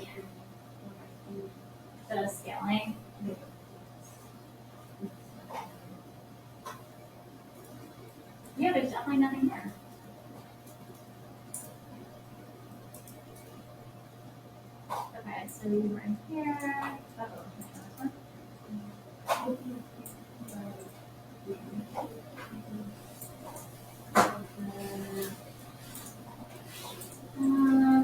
Documents. That's the first one. Okay. And something. Okay. Save.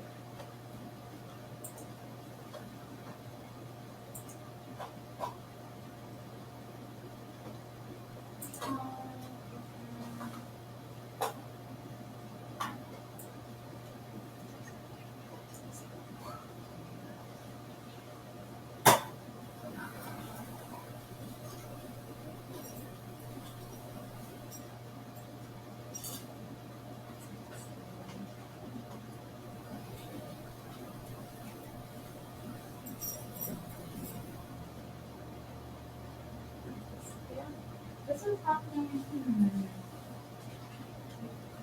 I don't know. It's weird because it happens on the computer too. Something's wacky. Let's do this instead. Instead, you're just going to make sure that this is kind of close to the origin.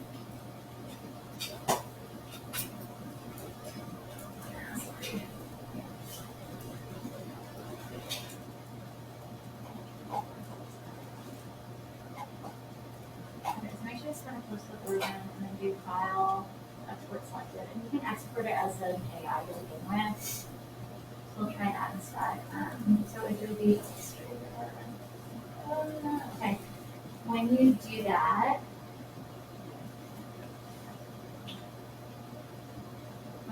make sure to preserve model scale, and then this is where you would do the 1 foot equals 1 quarter inch. Okay. And now try opening up that on the side. I don't know why the DW2 is working on this one.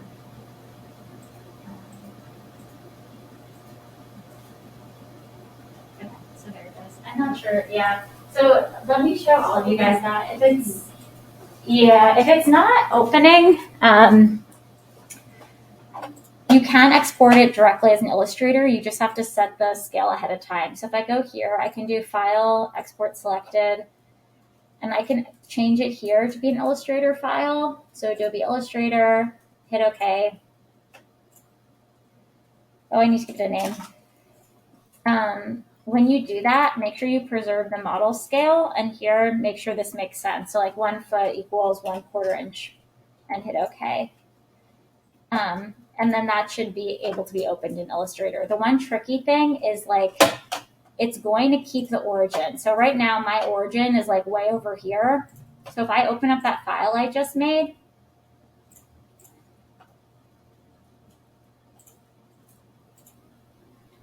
it's going to be like really far away. How do you use like zoom like that? Zoom is like Control plus or Control minus. So like I can't see mine because it's too far away. So before I export it, I need to move this. So I can pick a point here and move it to 0, 0, 0. And now that it's close to the origin, I can export it again. So export selected. This needs to be 1 quarter inch. Hit OK. Okay, so now if I reopen that,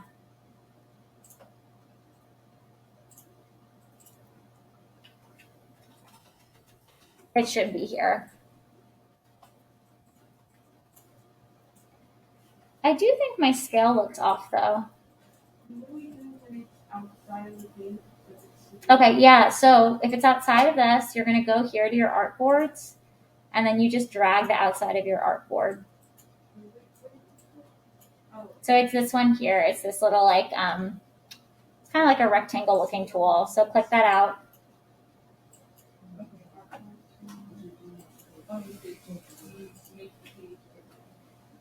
Yeah, so you can drag those out.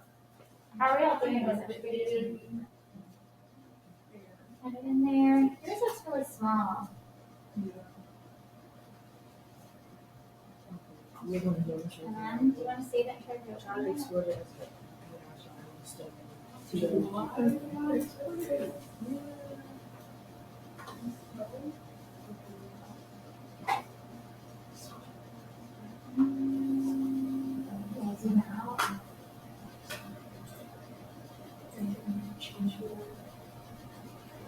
Okay, so it looks like, I think you're gonna have to export it as an Illustrator. So go back to, so I think most of you might be better off exporting as Illustrator. Sorry guys, I don't know why mine's never done that, so it's been happy with the WGs. Okay, so move this to the origin, so type in M enter. And then you wanna pick a point here. And then type in 0, 0, 0. And then enter. Okay, and then do file, export selected, sorry. Oops, cancel, file, export selected. And then change this to be, oh, you have an Illustrator already. Okay, and then give it a name. And export. Okay, here, this is doing 1 millimeters. Huh. So what do we want the millimeters to be? Oh, you gotta do it. I think your overall model is not in the right units, maybe. So that's the other thing to check. Well, we checked on yours, that's fine. Okay, so let's make 1 millimeter equal 1 inch for here. Or, ooh, that's gonna be weird. When you were typing in, did you just type in 20 or did you type in 20 feet? I guess I'm just taking Okay, so let's do that and see what happens. I think yours actually might have been the right scale already. Okay, so then open that up in Illustrator.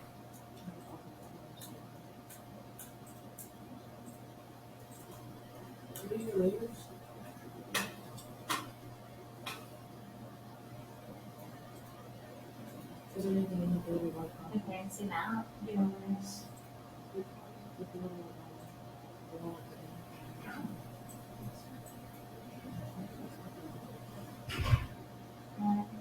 Does Control Minus work? So there you go. Oh yeah, so it's really big. So can you do Control A and select everything? Or I guess it's Apple A or something? Yeah, and then just scale it. So just scale this, so edit. Transform is there something? Remove object, I'm sorry. Object, transform, scale. And make it 25% maybe. Too big? Too big.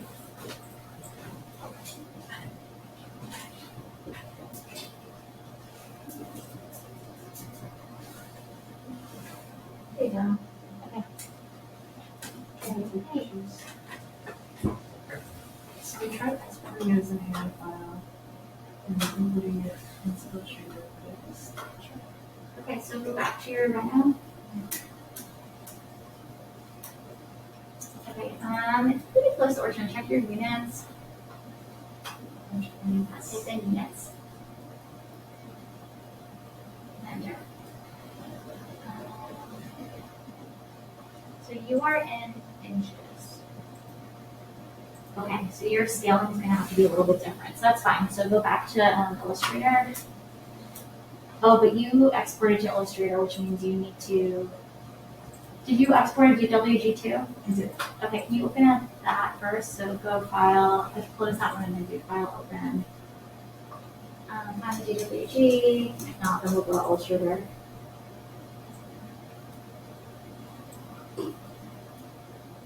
Okay, hang on. Yeah, so here, change this to inches.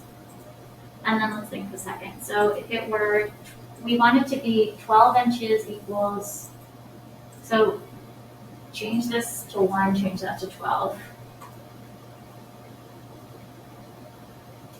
So that would be saying like 1 inch is a foot, but then we want it to be 1/4, so change this to 48. So we're gonna multiply that by 4.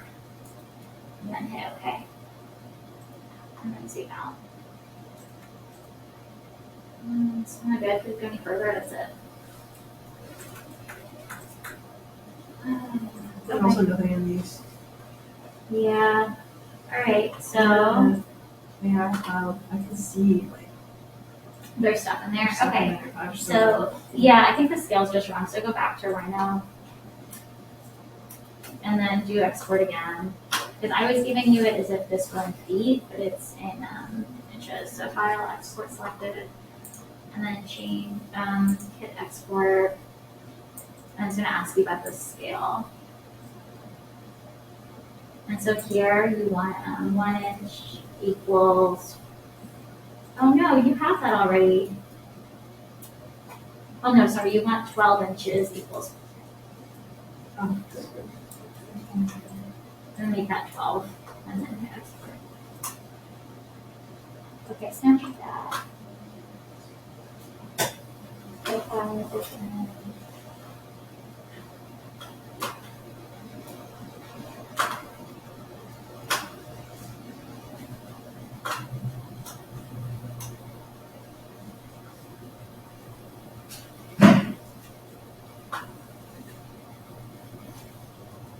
There you go. Oof. Man, this exporting was a mess. You all surviving? Okay. For our line week, how do we change it in Microsoft? Yeah, so okay, we're ready for line week. We're almost there. Line weights make 2D. We're getting close. Okay, sorry guys. So to change line weights, you're gonna come over to your layer. So come to your layer bar, click on the little dot that's next to this. So see there's like a layer and there's a little dot, click on that.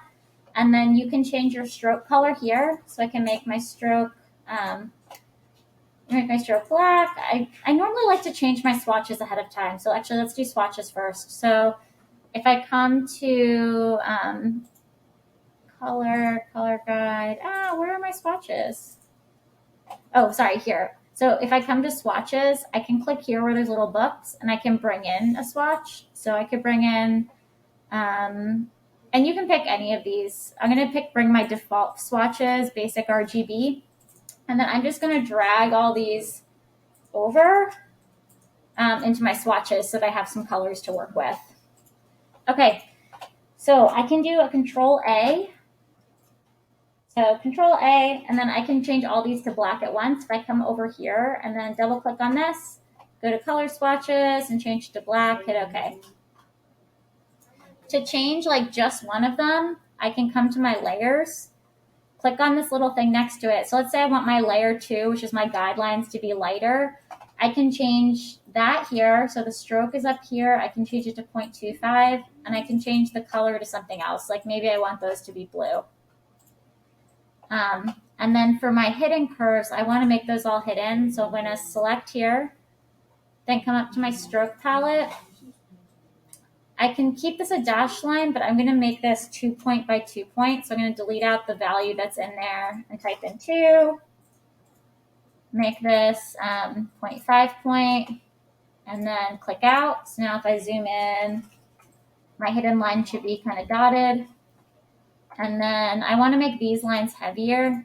So I'm going to come back to my layers, click on this bubble, come to my stroke weights up here. And then if you don't see all the options, click on this little window here and click show options. So over here, I can change this to be 2 point or 3 point, and that should be better. And actually, you can't see my hidden lines at all. Let me make those darker.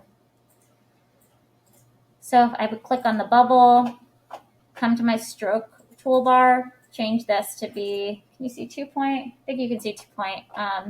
And then you can make it a dashed line by checking this box, and you can change the dash to be 2 or 4 or something like that.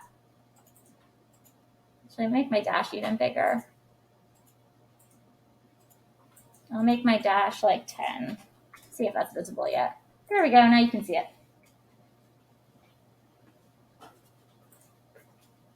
Okay, who needs help? Yeah. Okay, click on the bubble here. You got it. Oh, you are missing toolbars, so go to Window, and then Workspace, and Essentials Classics. There we go. Okay, now click on this. Click the little menu button, this little thing there. Yeah, show options.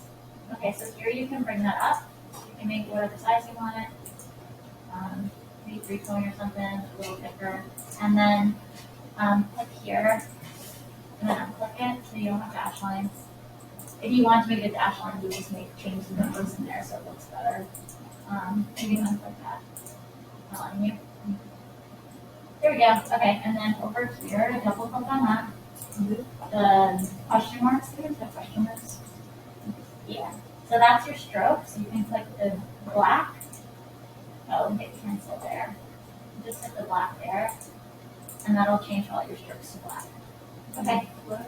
Yep. And you or you can make it whatever color, you know. And then we just change that from the icons to one. Those look kind of light to me still. So if you come over here again, click on the bubble for this one, the second one, right? And then those. Oh, actually, I guess is that what we just changed? That's what we just changed. So click on the other one. Sorry. Okay, so these are your hidden lines. So stroke. So come back to here for stroke. And then you can make the dash line. Maybe make it like 5 points and just get rid of the gap. And make this 0. Okay, and then the color, and they're really light, so maybe double click on there and make it a darker color so easier. Yeah, I think that's okay for now. You can make. I usually make my lines a little bit lighter, but it's kind of a personal thing, you know. You can make them maybe just a little darker because I feel like they're not showing up, you know. That's really good. Yeah. Okay. Okay, now you can see them. Sweet. And you can fuss with that. Yep. Yeah. No, you're doing great. Okay, so if you click on the bubble here. Oh, you already got that one. Great. Okay, so did you already change that? Or is that the color came in as double click? So go to color swatches. Okay, let's add some color swatches. So click on these little books. The end pencil. Click on the little books. And then go to default swatches. And basic RGB. And just select those and drag them over to your swatches. Yeah, you can like hold shift and you can select them all. You click on the first one.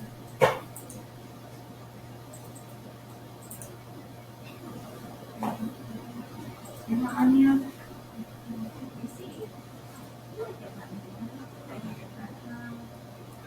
Okay, so you click and then like you just click to there, like hold down shift. So try that.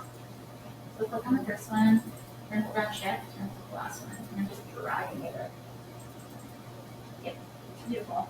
Okay, so now over here, if you don't click on there, color swatches, we can change the color to something you can see. So it can be black or whatever color, okay.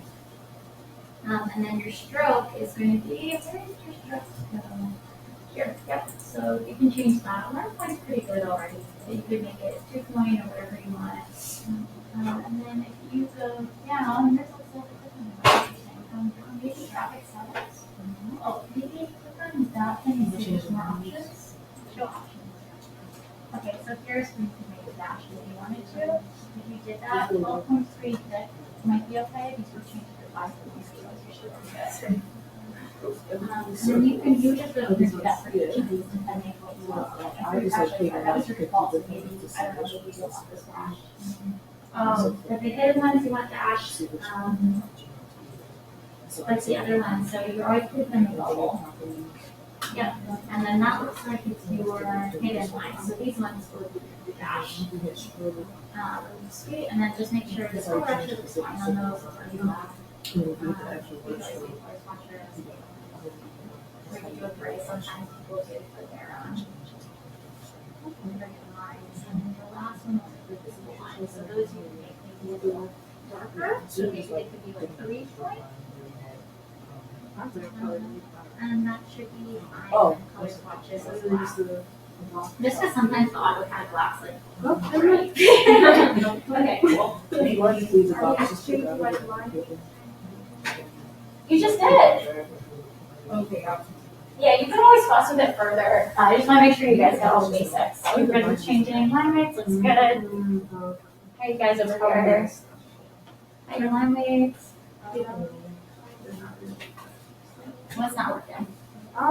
She just showed me how to change them. I'm just not sure which ones I'm supposed to change. Oh, I mean, it's kind of up to you. So I like my guidelines pretty light, so I usually leave those at like 0.25 or something. And then hidden lines I usually make dotted, and sometimes I make them like a little bit gray. Okay.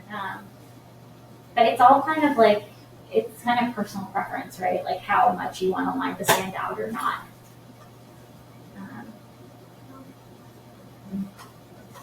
Yeah, so I mean, and I think I tend to go maybe light. Like when you print drawings, they look different than they do on the screen. And I think for screen, it's better when they're a little chunkier.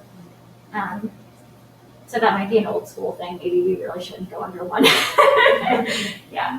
Okay. Beautiful. All right. Sorry, we're getting there. I'm sorry, guys. This is a really long class. Do you need a break? Okay, you're okay. Okay, we got 2 more things to learn. We got the live paint, and then we have the putting in your image. So let's put in your image first because that's like a little bit easier. So we're going to go to our layers, lock up your layers, make a new layer. I'm going to call this render, and you're going to drag it to the bottom. So I need a new layer. So there's a little layer button, new layer, and it should be called render. Then you're going to go to File, Place, and you're just going to find that rendering. So mine's called box render, but it's whatever you saved it as. Once you find it, hit place. And then this, you're just going to kind of get into the right place, and you might need to size it a little bit. You can hold shift while you do the size thing so that it changes size proportionally. And you just want to get that kind of right underneath.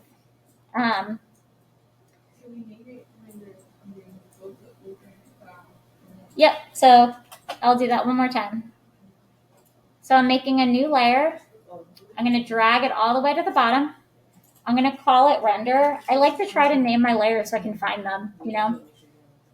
So then when I'm on this layer, I'm going to come File, Place, find that rendering, hit place, and then you can bring that in. And you're just visually placing it where you think it goes about. I don't really like the edges of this. I think it has a little bit too much extra, so I'm going to use a box to clip it. So if I create a rectangle, which I can do over here in this toolbar. If yours looks different, by the way, you can change it. If you go to Window and then Workspace, this one says Essentials. I think it should be Essentials Classic on yours, probably. I think this computer's a little bit older, but that's where you find that. Okay, so if I want to clip this, I'm going to create a new rectangle over it and kind of get that to the size I want it to be. I can get rid of the border on that. Then I have this selected. I hold Shift and I select the one under it, so they're both selected. Right click and hit Make Clipping Mask, and that'll just kind of trim it off for me so I don't have it. It's the size I want it to be. Last thing I'm going to do with this is bring down the opacity. So if I select the bubble again, so it selects my render, I can come up to my top bar here and I can bring the opacity down to 50%.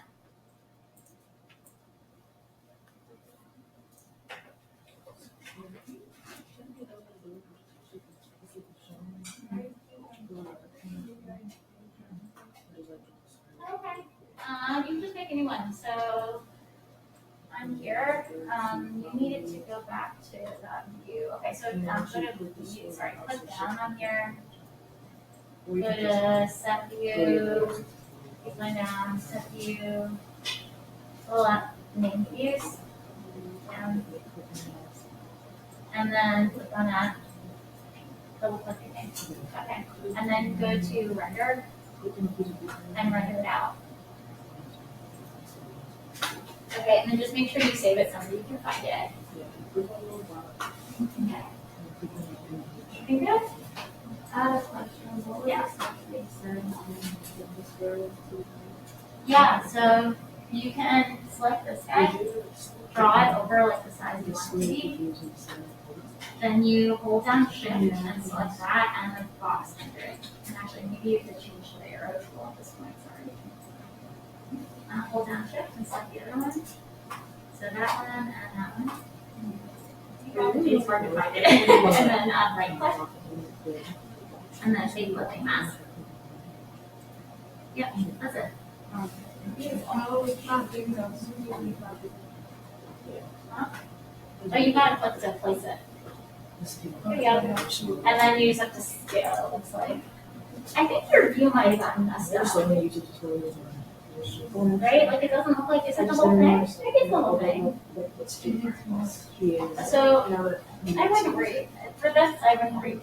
Oh, so it's kind of off one side. That's okay. So this one, you go back to Illustrator. I struggle. It's like at this point, you're never going to get the same exact view. So let's just look at this, and then in the future, like do just redo this drawing basically. So there's this video. So if you click on this, sorry, you need this tool. And then you can just shift and drag the size to scale it. Yes, there you go.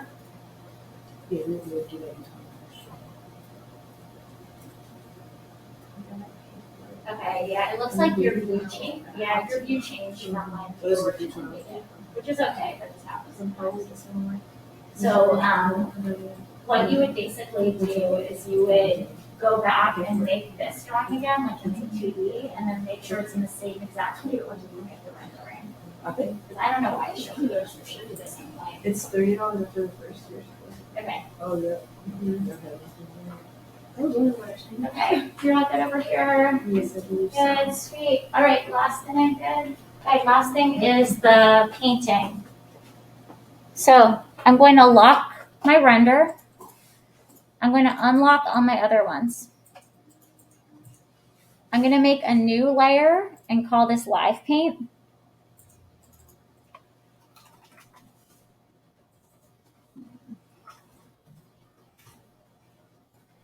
Okay, then I'm going to select all my lines. So I'm going to select all these. I can also just do a thing to get all those. And I'm going to copy them. So edit, copy.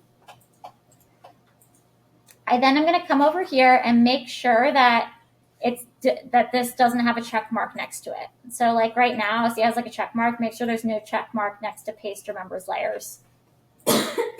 Sorry. Okay. Once I have that, I'm going to go edit, paste in place. Oops, hang on. Make sure you're on your live paint layer. So edit, paste in place, and it should put all those lines in and they should all be the same color. They should be like the color of your live paint layer. Then come over here to the stroke and hit none so there's no stroke on it. Once you have that, you go to Object, Live Paint, and hit Make. Okay, so I'm going to do that all one more time.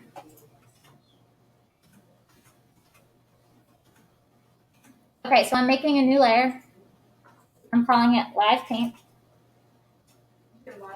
Live Paint. I'm going to drag it to the bottom. Okay, I'm now going to select all my lines. And then I'm going to go Edit, Copy. I'm then going to select my live paint layer and hit Edit, Paste in Place. So now it should have all my lines like retraced, but in the same color. You go to Edit, Paste in Place. So let me do that. So I go Edit, Copy, and then Edit, Paste in Place. Oops, I put them on the wrong layer. Make sure you have the live paint layer selected when you paste. So Edit, Paste in Place. Okay, then I come over to Stroke, and I'm going to change this to None. Oops, hang on. So the None is like this little thing with the X through it. Then I hit Object, Live Paint, Make. And it should like make these little stars. So go ahead and give that a shot, and then I can come around and help. Object, Live Paint, and Make. That's fine. Hit OK. Why is it locked?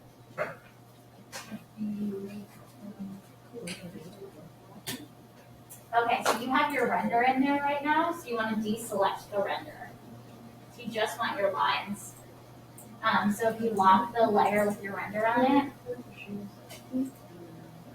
well, it looks like that might have gotten moved to another layer. So just delete the render for now anyway.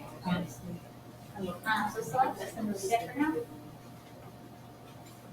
Oh, you have more than one. Can I do that? You can also draw a perspective here.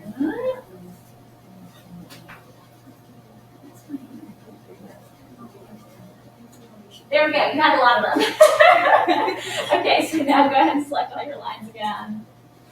edit, copy, and then edit. Wait, make sure you have live paint selected. Okay, then edit, paste in place. Okay, then over here, click on that.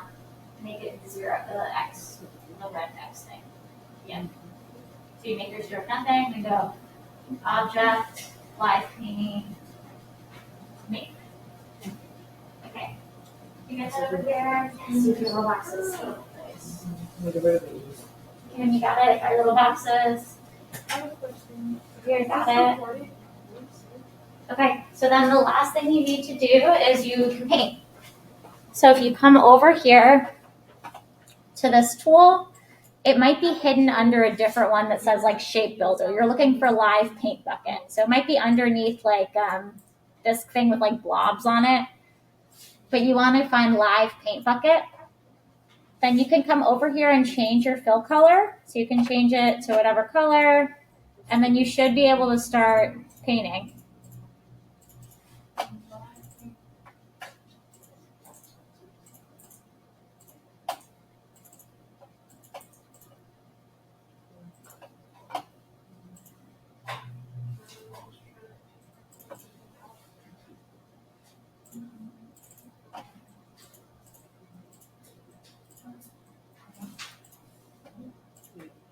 You said we're looking for the paint copy tool? Yep, so it should be over here on the side. It might be underneath this Shape Builder tool that's like a blob. You're looking for a Live Paint Bucket.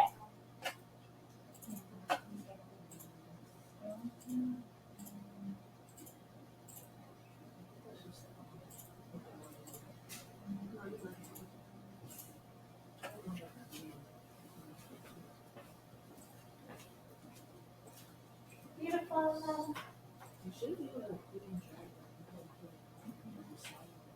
All right, so what's going on with this one? Is it working? Okay.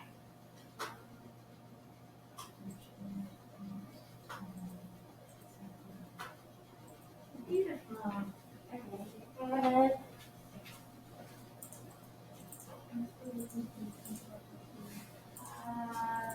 Underneath this blobby thing. So yeah, hold down on there and then look to the bucket. Okay, and now you change the color here.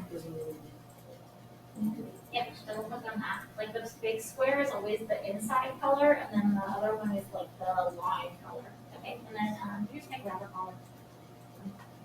And then you should just click in within there. Yeah, good. Beautiful. Looks like a nice color for that. All right, you got that.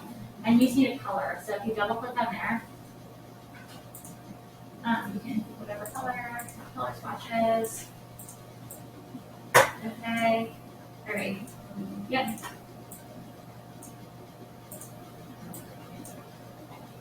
Beautiful.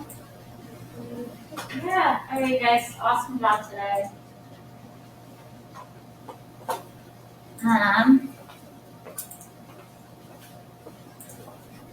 I don't know if I made an assignment for this. If I haven't, let me make an assignment quick and I'll make this a participation grade so you get credit for that.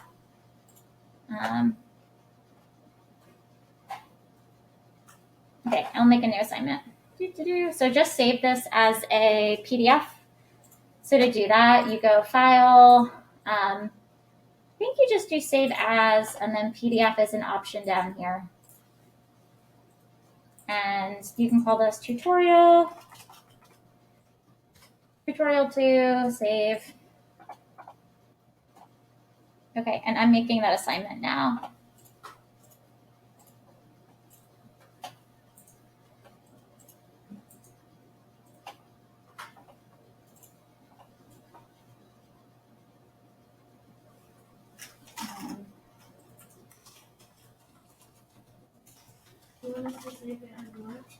As a PDF.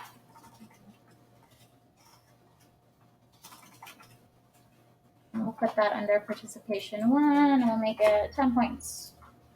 Great.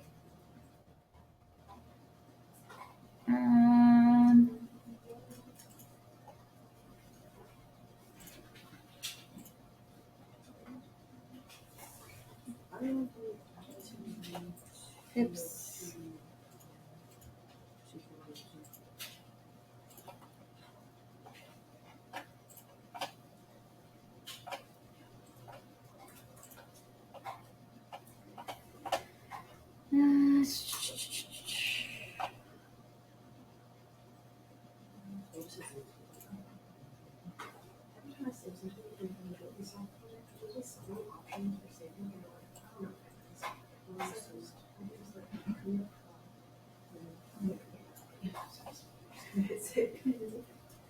Okay, I think that should be up there. So if you upload your PDF to there, I'll make sure you get points for that.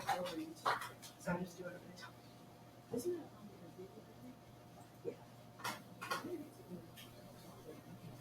Yeah, it's. I like how that's such an electric thing. It's difficult, so it all be I usually